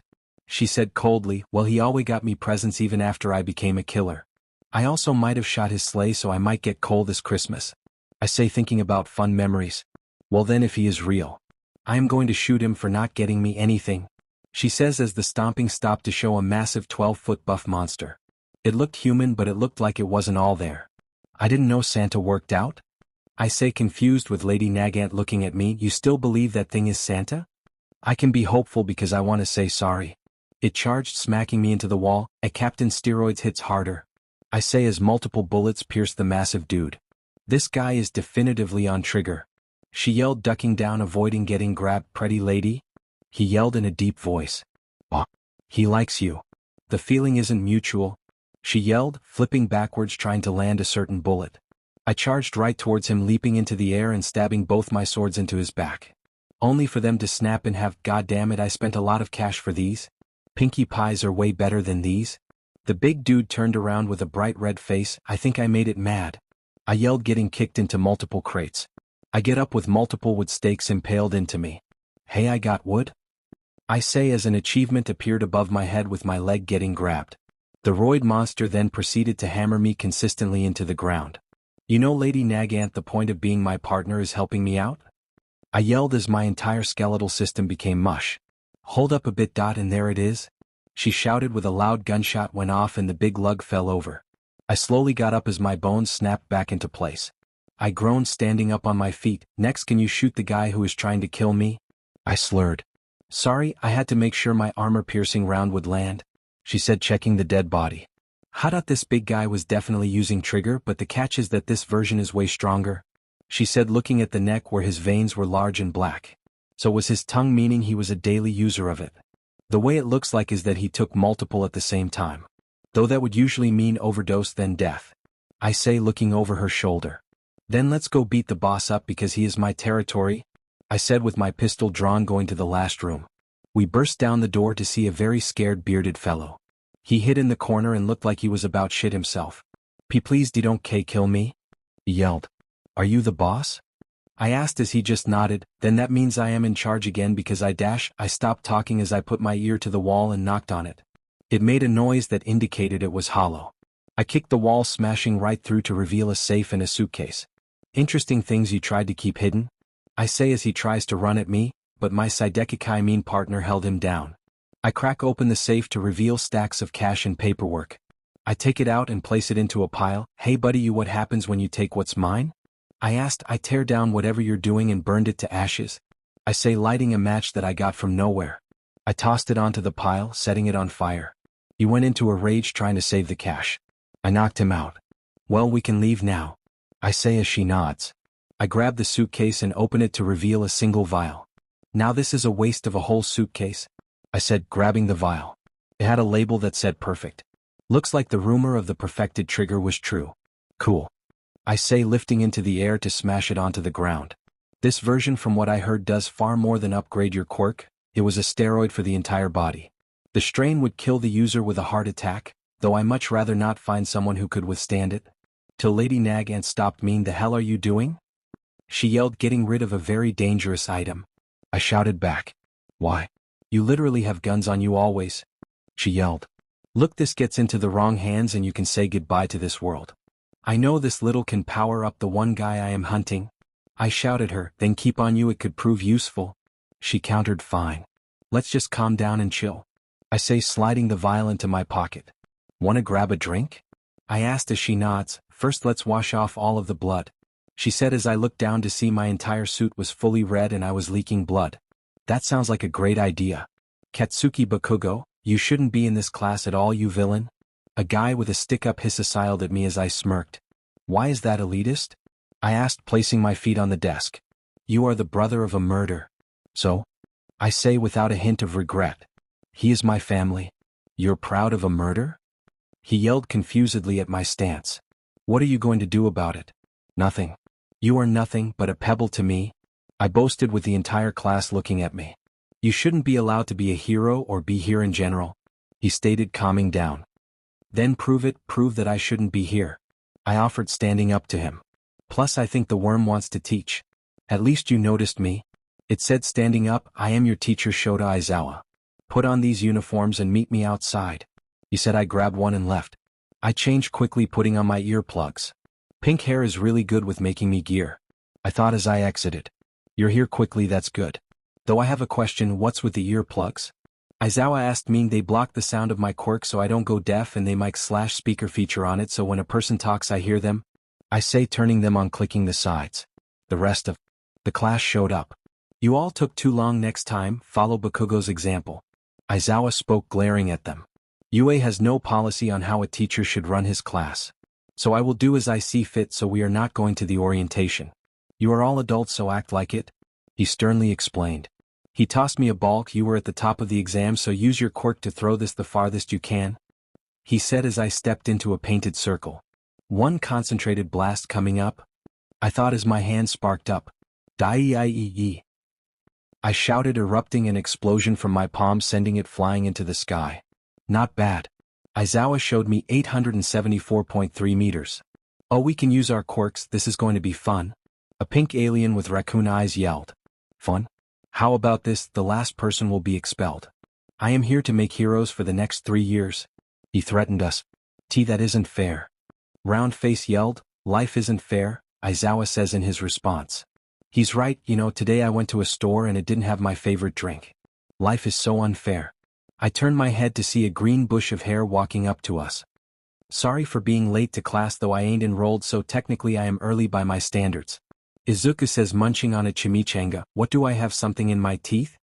Why is a murder here? A grapehead yelled. 'Cause I can be. Anyone here going to stop me? He responded, disappearing for a bit, then reappearing with a magnum in his hand. I want a challenge, so who is first? Hey nerd, you made a deal with the rat, didn't you? I asked, sort of. Think of it as me halfway accepting it. He says, by the way, the POV is about to change. I thought. POV changed to the main character. Gotta love those, they just make the story feel better. I say, getting confused looks. I aimed and shot near Aizawa's head as his eyes glowed red. You missed on purpose. He said, turning off his quirk. Good to know you don't kill like a madman. Good, because a second longer and I have shot your ankle. Also, if did work on me, my cancer would start killing me. I say, reloading. Wait. You have cancer. A red-haired boy yells at me. Yeah, that's what I said, can't you hear? Anyway, care to join us on the activity, or will you just watch? Eraserhead asked me. Sure thing, let me just get a drink.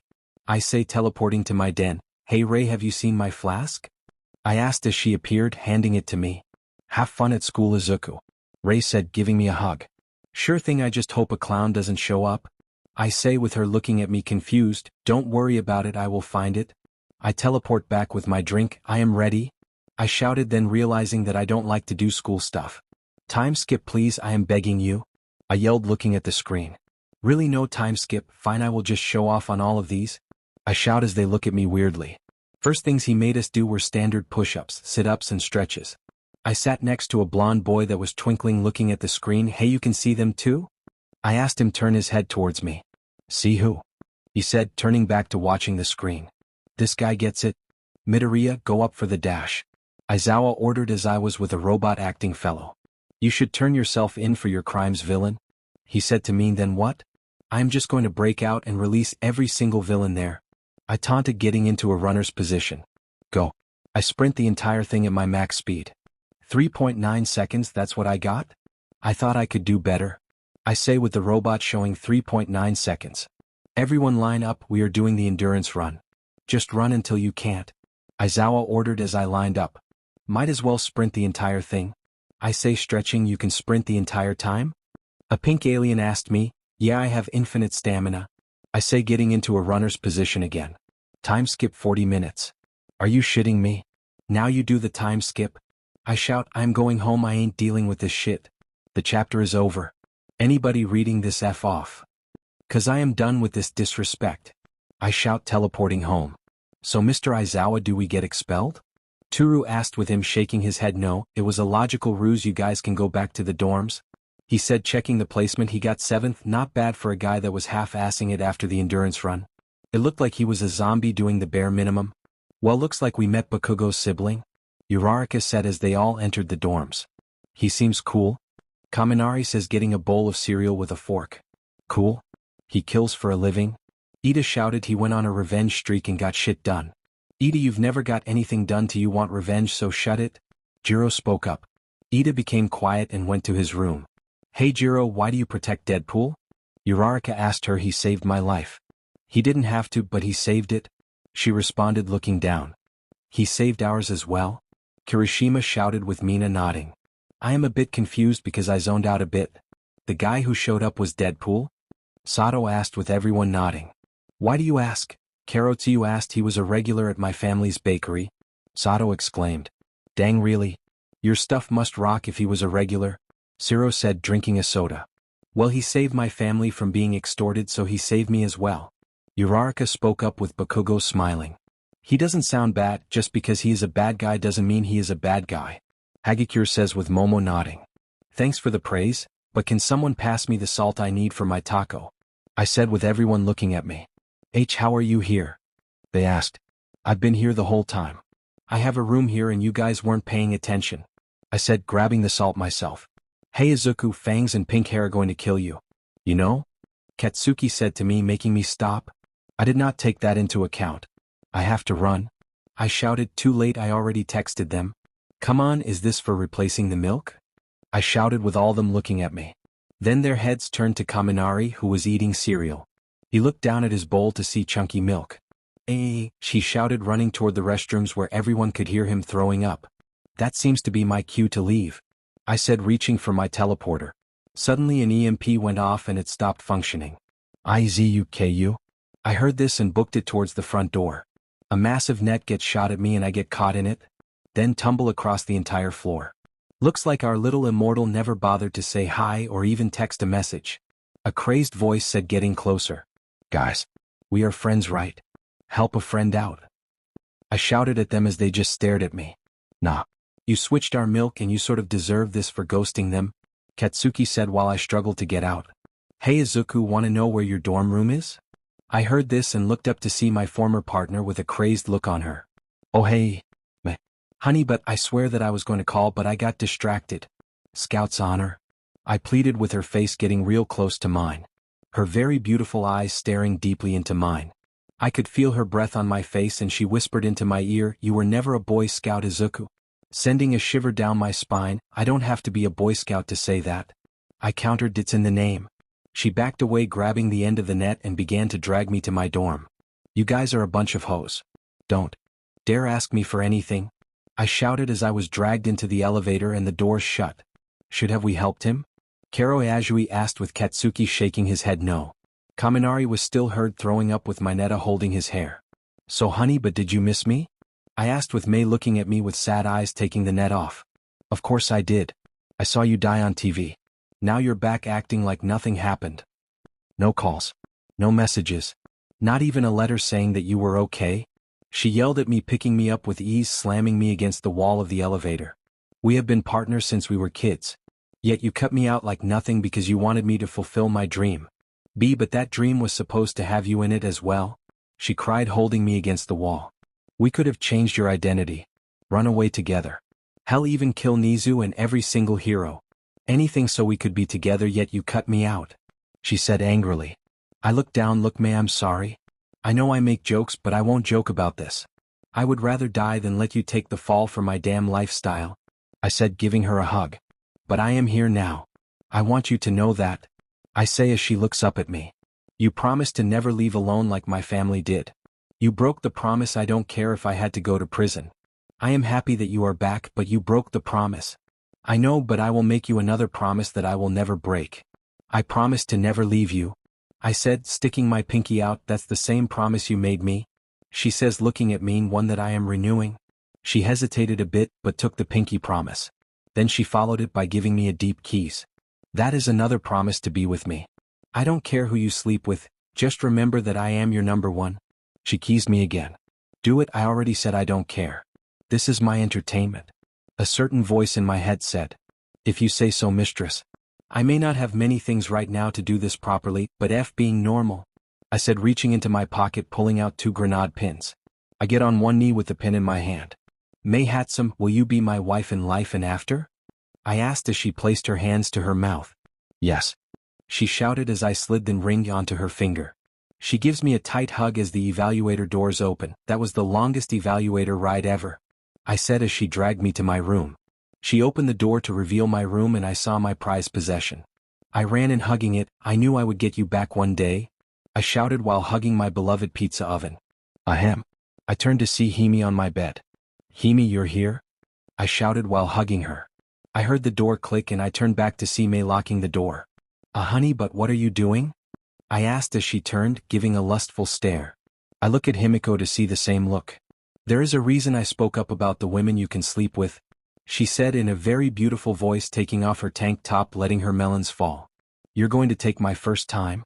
I gulped, looking down and seeing a bulge in my pants, so I asked the question. So do you guys want to cuddle? Cut away to keep it PG to a certain point. So Bakugo, is that his girlfriend? Kirishima asked him. I honestly don't know, they have been working together for a long time now. Though she looked angry, so maybe they will stop working. He was cut off from very loud banging and moans. Everyone in the dorms looked at each other. Are they that you know? Mina asked with a lilac color appearing on her cheeks. It would seem so, Momo said, making noise-canceling headphones for herself. I thought they were on the top floor? Jiro said, holding her ears because she can hear more than the others. Looks like they will stay together, Katsuki said, putting on his earplugs. Isn't Ida's room on the top floor? Hagakure asked. Yeah, it is. Siro said, so is mine. Can I crash in one of yours? He asked with Kirishima raising his hand.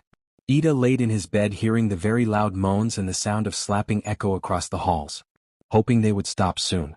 Couple hours later, he laid there with bloodshot eyes, with the sound not lowering at all. The rest of the class stayed in the living room trying to ignore it. Mineta and Kaminari tried to get a peek, only for Bakugo to knock them out. It stopped when they all heard a loud snap followed by a very loud yell. My back. May. I think you broke it. Did you really have to go that far? Izuku asked with May smiling at him. Yes, it's what I wanted for the longest. For you to finally accept me as more than a partner, she says, giving him a quick peck on his lips. Same here, Himiko said, also giving him a keys. So do you guys want to get some bagel bites because they are amazing? Or some chimichanga? He offered. Sure. I can go for some lunch, but let's shower first. We are covered in sweat, Himiko suggested as me and May nod. After a quick shower and a bit of fun there, though slipping and breaking my neck was annoying, I noticed that my body was breaking more. I carry the girls down the stairs as we are having fun. We enter the living room to see everyone sleeping there. Did they have a sleepover and didn't invite me? You guys are bad friends, I said, getting a pillow thrown at my face. The raven-haired one sat up. How did you get that from all of us sleeping down here with ear muffs?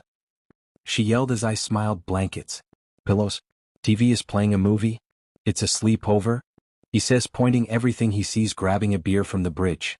We didn't put beer in there? A confused Mina said. I did, and what are you going to do about it? Izuku asked, with Mina shaking her head. Nothing. Cool, he responded by catching multiple pieces of cloth, chugging his beer while at it. So even when you're being intoxicated you are at top performance. That's good, Aizawa says, pulling back his scarf. Hey there, Mr. Hobo, who is apparently a great teacher. Did you miss me? Izuku asked, disappearing and reappearing with a massive cake in his hands. Anybody hungry? It's coffee flavored, he said, taking a slice for himself. The rest were a bit apprehensive from his last prank. May instantly got herself a slice. You got my favorite, she shouted, eating hers very quickly, then grabbing another slice. For you, Himi, I got a blood cake. It's my blood, he says as she devours it in pure joy. They all soon take slices, with Katsuki stepping outside. Okay. This is an apology cake for what I'm about to do, Izuku said, with May and Himiko holding my shoulder. Don't mean for what you did last night? Jiro asked, slowly. Back up. You know me better than that. My one and only fan, he says with lots of venom. He takes out a detonator with a red button glowing brightly. Now have a good wake-up call because people always betray, Izuku shouted, pressing it, then teleporting away to the outside of the dorm. The squad peer in to see the whole living room of the dorm was covered in cake. Wait, squad? Izuku looked to his left, a brown-haired girl munching on her cake. What? I ain't letting you waste cake like that, she said, eating her cake. She looked like a squirrel stuffing her cheeks. You know what you deserve. He hands her a Tupperware filled with high-end mochi. Thanks, she shouts. They all walk in to see a very angry Class 1A covered in cake. You shouldn't trust a maniac that can snap like a rubber band or a condom. Well, whatever analogy you choose, Izuku suggested, dodging a cake bit. You gotta be quicker than that.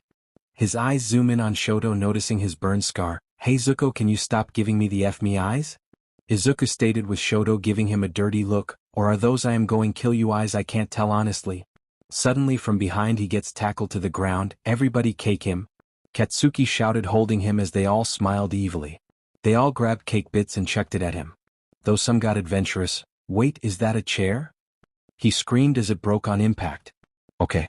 Class, get cleaned up, you all have battle training so be quick. A cake-covered Aizawa said, tossing the broken chair leg away. Izuku honey, I love you though you should have seen that coming. Mei said, wiping the blooden cake off him. But it was fun though so it's alright. He responded by kissing her cheek. She wrapped her arms around his neck nibbling his cheek eating cake that was on it. Now go change because you have battle training my little green menace, she says picking him up. Time skip. I sat down at my seat with my uniform on. I can literally kill anybody and yet I still can't tie my tie, I thought while taking out a bag of chips. I crunched them loudly as they all stare at me in annoyance. What? What do you mean what you have been here for 2 days and you have been a terrible dorm mate? Momo explained. Like what? I've only been myself and it's that or I go out hunting a certain doctor. Though my insane senses have told me that I will find a clue here. I say shrugging. Want me to list the wrongs you have caused? I nodded to her words. You aren't taking school seriously, almost shot the teacher, switched the milk with something I don't even want to know how you got it and blew up an entire cake for fun making a large mess, she stated as I nodded. You forgot one thing. What did I forget? I am pretty sure I got everything. The rabid jackal. A jackal. Yeah. I hid it in the girls' restroom. I am actually surprised that you girls didn't fin dash. I get cut off to see a purple grape bust through the classroom door. He was bleeding profusely with multiple scratches covering him. Help me. There is a wild animal after me, he shouted with the girls getting a dark aura around them. From the other side of the door you could hear the jackal scratching against it. I teleport to the door and open it to see it instantly attack the grape. Next time don't be a perv, I say pulling the jackal off. Then I return to my seat. I am sorry for doubting you. You really are a good person, thanks for dealing with the pervert and protecting us. Momo hugged me. I did what? No Izuku, you can use this to get free stuff. Just play it cool. Yeah, I saw him enter so I took my friend's pet after him. I say confidentially. She pets it as it sits next to her laying down. Ah, he is so cute. I get a text message so I check it to see it's from Katsuki. It read, you are full of shit. That's about right. Suddenly the door bursts open to reveal my favorite goody two-shoes of the heroes. I am here.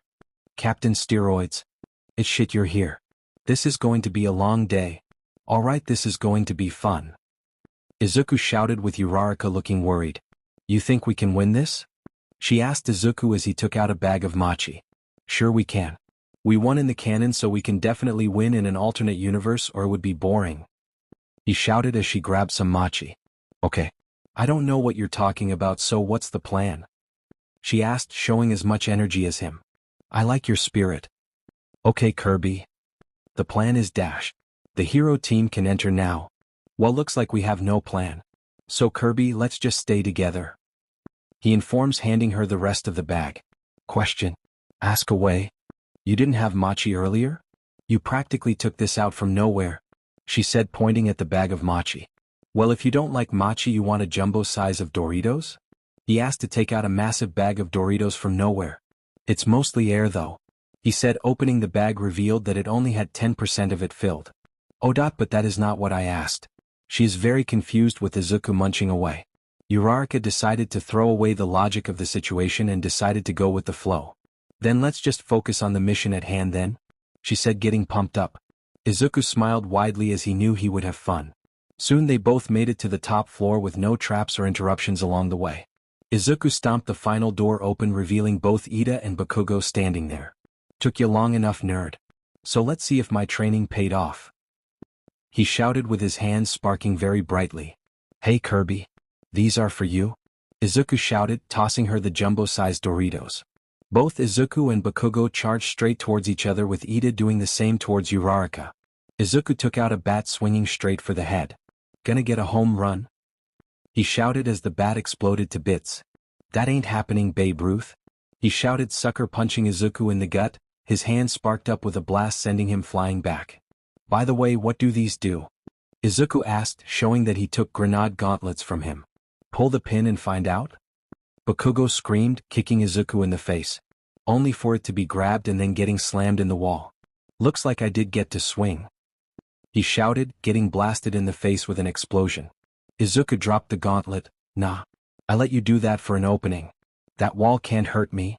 Bakugo boasted, putting back on his gauntlet. Sorry. Like you let that massive raccoon attack you that took your MP3 player. Izuku shouted, sweeping his legs letting him fall forward. Izuku looked at Uraraka to see that she made Ida float to the ceiling and also put the bag of Doritos on his head. Hey Wacko. How good is your Regan? Bakugo asked. I don't mean to brag or anything, but I am pretty sure that I can come back to pretty much anything. He bragged good. Let's put that to the test. Bakugo pulled his foot, making Izuku fall onto his back. Katsuki shouted, cocking back his gauntlet, pulling the pin. The blast slammed Katsuki in the ceiling while Izuku was hit point blank while laying down. A massive explosion happened, blasting Izuku through all the floors. Izuku, you good? Or do we have to put you back together like a puzzle? All Might asked over his earpiece as the class looked in horror at what Katsuki did. I'm fine, just can't feel my legs, he said, looking to his side to see his legs.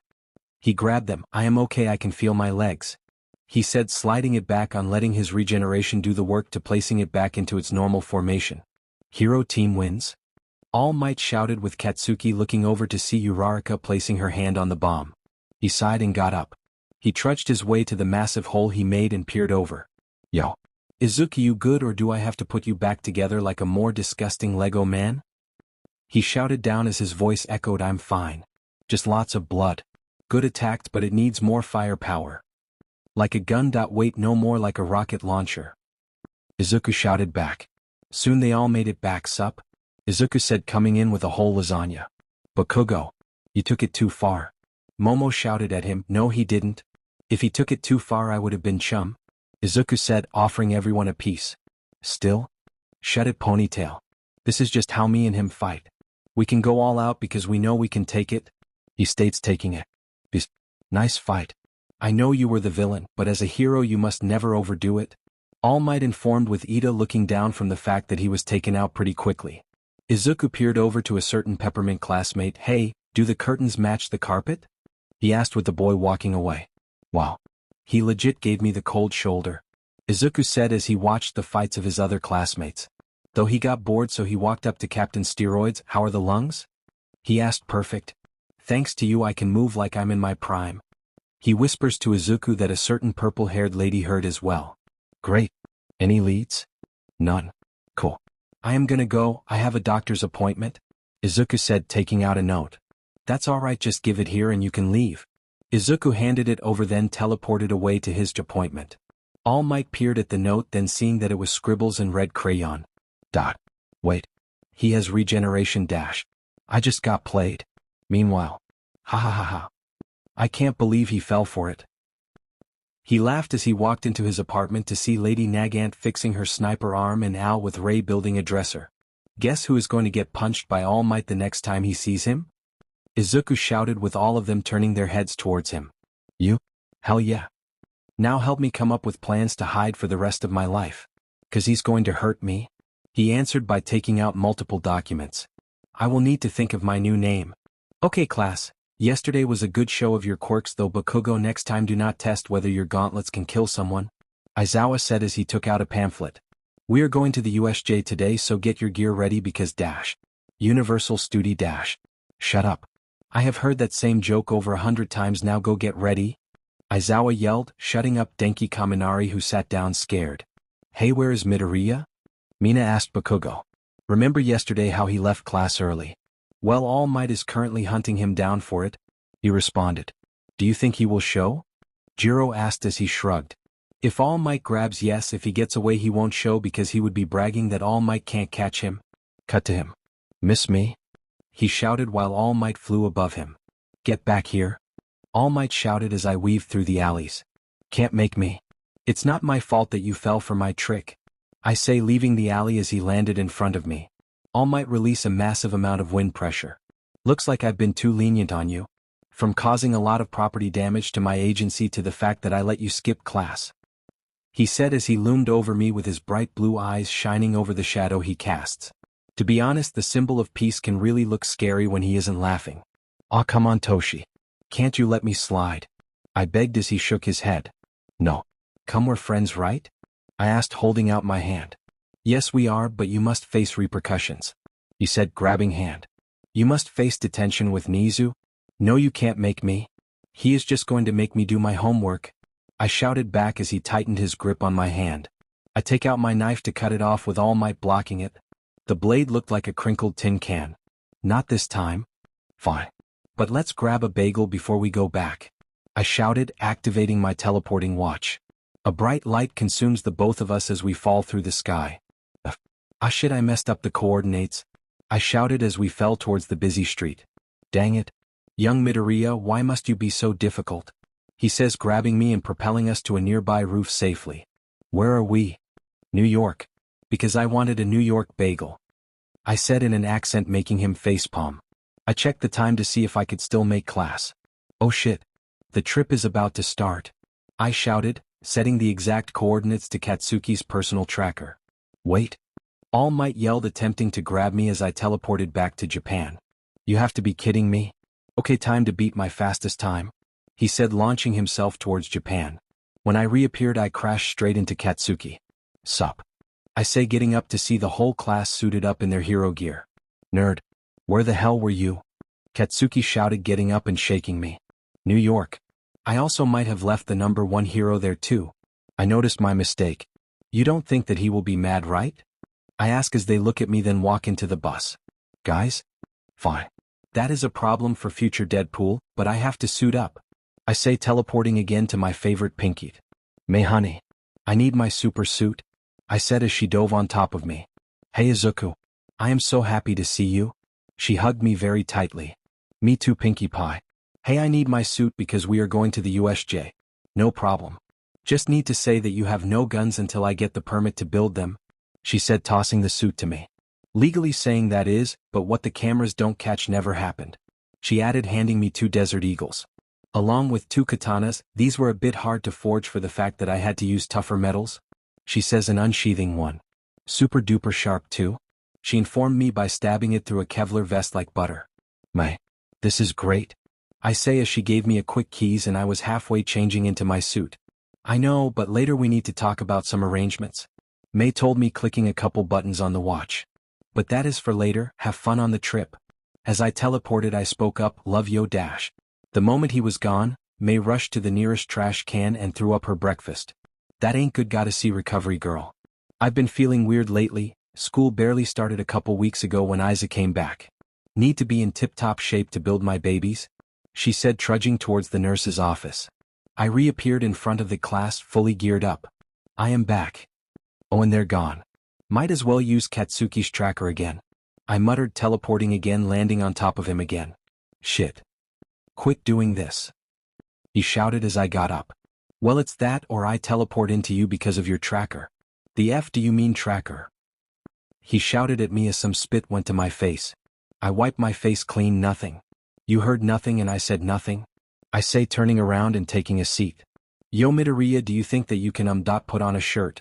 Jiro said, pointing it out. Oh yeah. I was halfway done with it, I said, changing into the suit fully. Then locked and loaded my gear to my kit. Then the one that looked like a frog spoke up. Midoriya, I usually say what's on my mind, she said as I nodded. That's alright, it's good to say what's on your mind. It's what makes everybody special, though sometimes it just shows your lack of intelligence, I answered back as she smiled. Well, I was gonna ask, why did you become a killer for hire? Karo Azui asked as I smiled. I was tortured for 10 years straight for my quirk. Close to death on multiple occasions, got to meet death. Blew up the lab I was in and I needed money. So I robbed medicine dealers, then got hired to kill people. I responded in the simplest way I could. Is that why you kill? Ribbit. No, I mainly do it because I want revenge for the one that experimented on me. He got away from me once, but next time he will definitely feel everything he did to me, I angrily say, cracking my armrest. Okay, everybody out. We are here, Aizawa said as they all got out. We entered to see the massive area filled with disaster zones like buildings on fire and a boat on a lake. Hello Class 1A. Welcome to the USJ where I teach you how to deal with disasters, the Space Hero 13 said as we all listened. Hey, where is All Might? She asked. In New York, I answered as the 2 heroes stared at me. He started it and I fought back in self-defense. I swear. Suddenly the lights flickered with a massive purple portal opening in the plaza.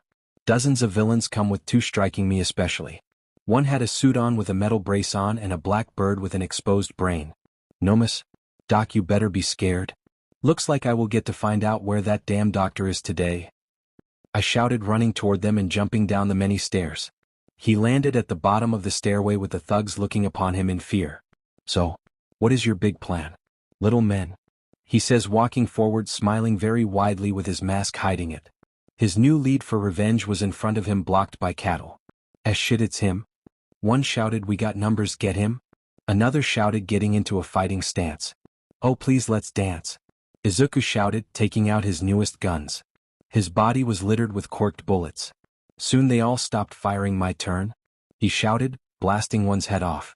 He charged and shooting them as he ran forward. He jumped into the air, rotating his entire body, then slamming his foot into a gorilla-armed lackey's neck with the sound of a crack being heard. He landed, shoving his entire fist through and another lackey. Ah, this is so easy, he shouted as he continued to murder them all. He landed a triple headshot with a mutant type running straight towards him. Your bullets can't hurt me, he shouted, trying to grab Izuku with his forearms. No, they can't, but these can, Izuku said, unsheathing his blades, quickly slicing his arms off. He shouted in pain, only for it to be cut short from the fact his head was rolling across the concrete. The class looked in horror as he kept charging and killing the villains. Some lost their lunches as they were all warped away. Shit. 13, protect the students, Aizawa yelled as he fell into a portal. She quickly activated her quirk, forcing the warper to stop. It was a stalemate for a bit. Ida, run to the campus. Now. No questions, she shouted as he nodded, speeding towards the exit. The warper made a portal behind her as she tore herself apart. You will stay with us here, he shouted as something grabbed hold of him. No, Uraraka shouted, forcing him to float, and chucked the warper towards the sky.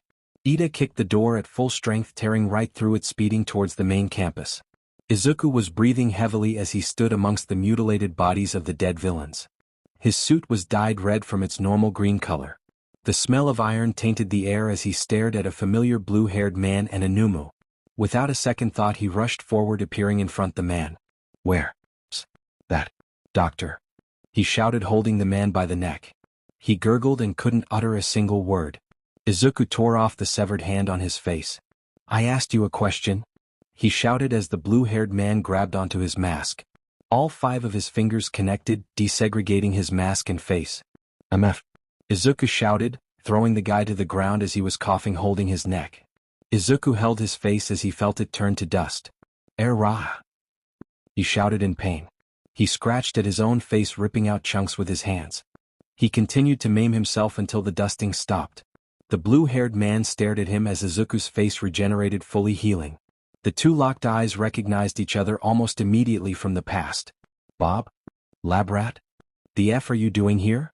Izuku asked as the newly dubbed Bob stood up. I could ask you the same thing, Labrat, he answered back.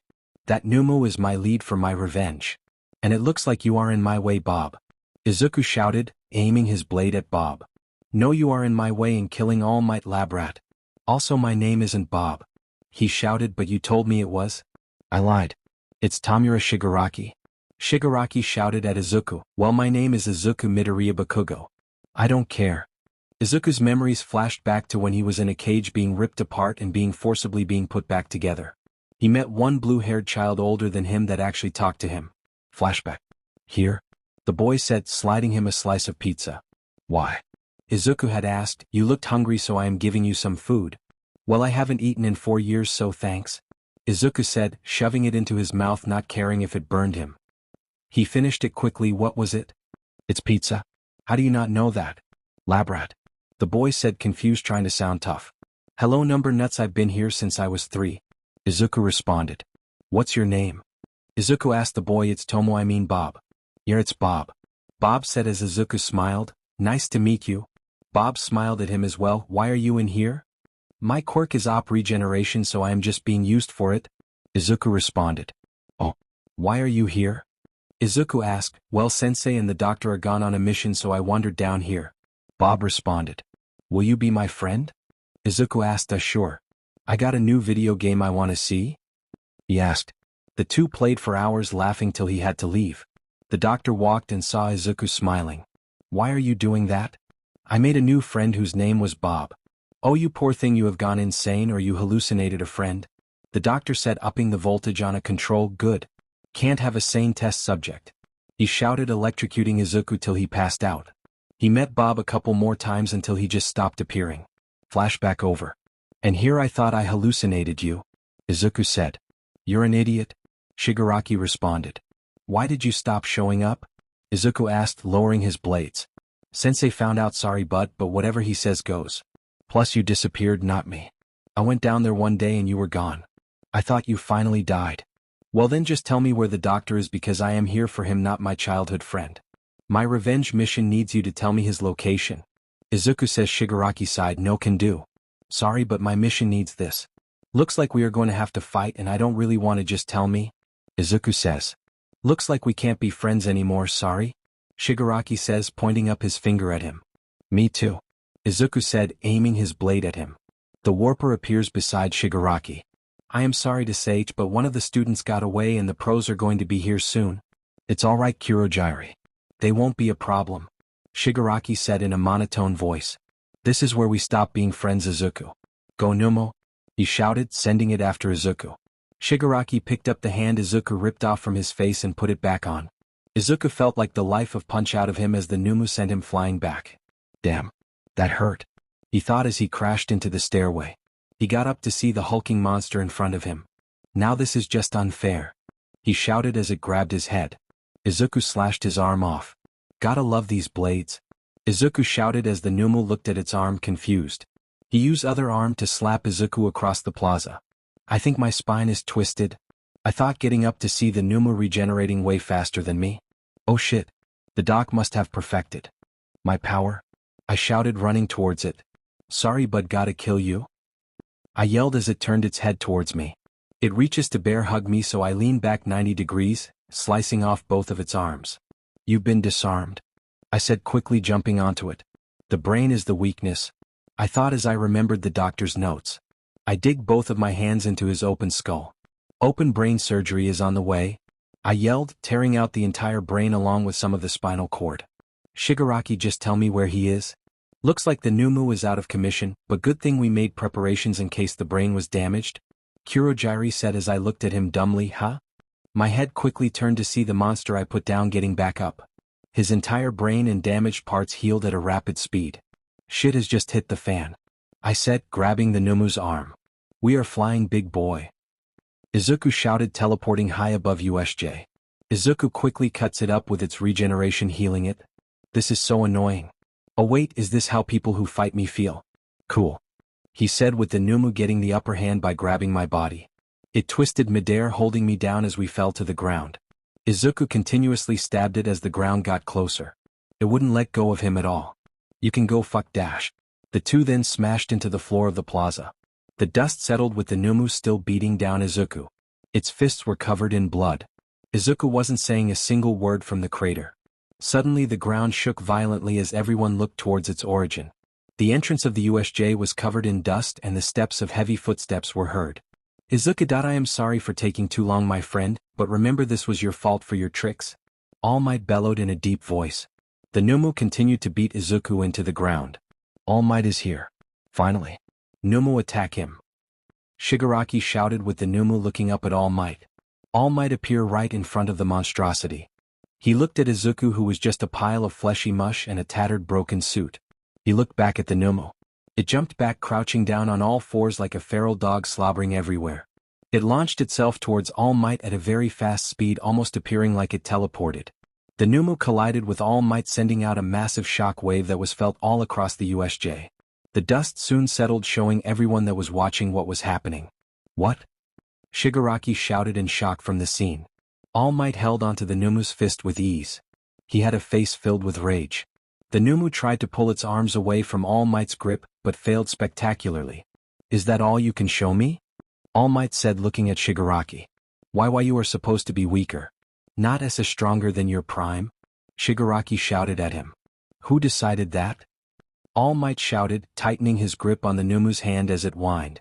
Who decided that I should have been weaker? You hurt my friends and students? As a teacher of UA, I shall show you my rage, he said coldly, releasing a thick choking aura. Kurogiri's main program to protect Shigaraki Tamura went wild and instantly teleported them to safety. The Numu tore its hands off and jumped back, instantly regenerating. Oh, you're the creation of the doctor that tortured my friend. I will put you out of your misery, All Might said as it charged at him again. All Might cocked back his fist into a powerful stance. He focused his strength throughout his entire body.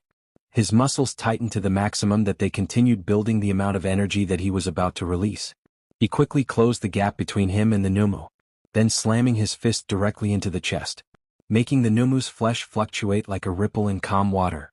A massive shockwave happened again 5 times stronger than the Numu's previous one. All Might retracts his fist as the Numu stood before him completely still. All Might flicked as its entire body collapses within itself, as if all of its cells were completely dead along with the bones being reduced to powder. The body was falling apart from cellular level, finally rejecting all the quirks it had within itself, tearing itself apart. The Numu laid there motionless as All Might walked away. That thing has to be the doing of All for One. It had super strength, shock absorption and regeneration. I need to be ready. Our next meeting could level all of Japan because the two of us might meet again in our prime, he thought as he reached Izuku's body. Izuku stared at his former body from his astral ghost form. Man, I am messed up. I know, and I do not like what happened to you. He turned his head to see Mistress Death. Izuku dove at her, giving her a keys. Missed you? He shouted as she pulled him into a tight hug. Gotta say that monster of flesh pound you pretty thoroughly? That's what she said. Ah. He laughed as she looked unamused. Her hourglass began to beep loudly. Time for you to go back, she said sadly, giving him a hug. I'll be watching, so show me a good show, Death said as she faded. I'll be stronger, he shouted, returning to his mangled body. Izuku sat up from his beaten body. The skeletal structure was fully healed, but not his flesh. He stood up as his organs and other loosely connected skin tissues fell off along with his tattered suit. All Might stood before him with his hand out. He gladly took it. Izuku, next time don't leave me across the world, he said as the rest of the pros showed up. The class began to regroup, so All Might gave Izuku his coat from the fact that was regenerating all of his parts, meaning he would be fully naked. Izuku used his now muscle-covered skeletal hand to dig through his stuff. His Regen was slowed due to all the damage, so he might as well use it to speed up the process. That fight showed him he wasn't ready for the Numus yet, so he needed every edge he could get. He pulled out the perfected trigger and his now destroyed teleporter. All Might looked at him and nodded, turning away. What he didn't see didn't happen. Izuku injected the trigger into his body. It rapidly adjusted to it and accepted it, unlike other medicines, or so he thought. His body began to steam from the amount of heat he was producing. His vocal cords finally regrew. Achoo. This shit is hot, he shouted as he collapsed to all fours. His body rapidly began to heal like never before, quadruple the speed of the Numu's regeneration. Aha! He screamed in pain as his body ripped itself apart and healed itself, accepting the perfected medicine. His new muscles became more firm and tighter, rebuilding themselves. His heart wasn't taking it well and it burst apart. His eyes became dilated as he cracked the ground from his hand pressing down on it. His heart kept bursting until his healing factor finally held it together. The others watched in fear from his current state.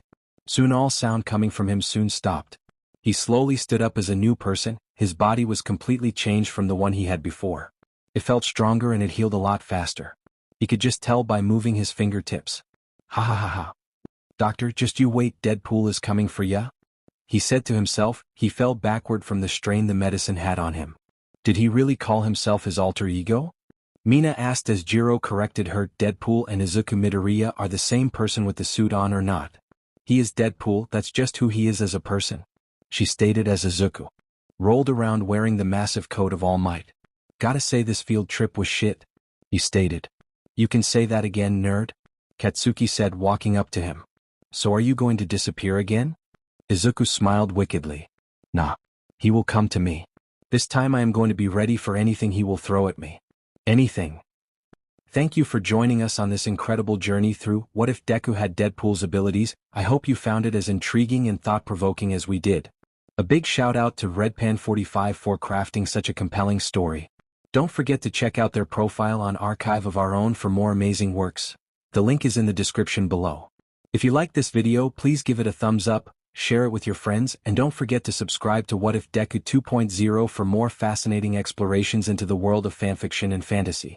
Your support helps us create more content like this, and we're always excited to hear your thoughts and suggestions in the comments section. See you guys in the next video.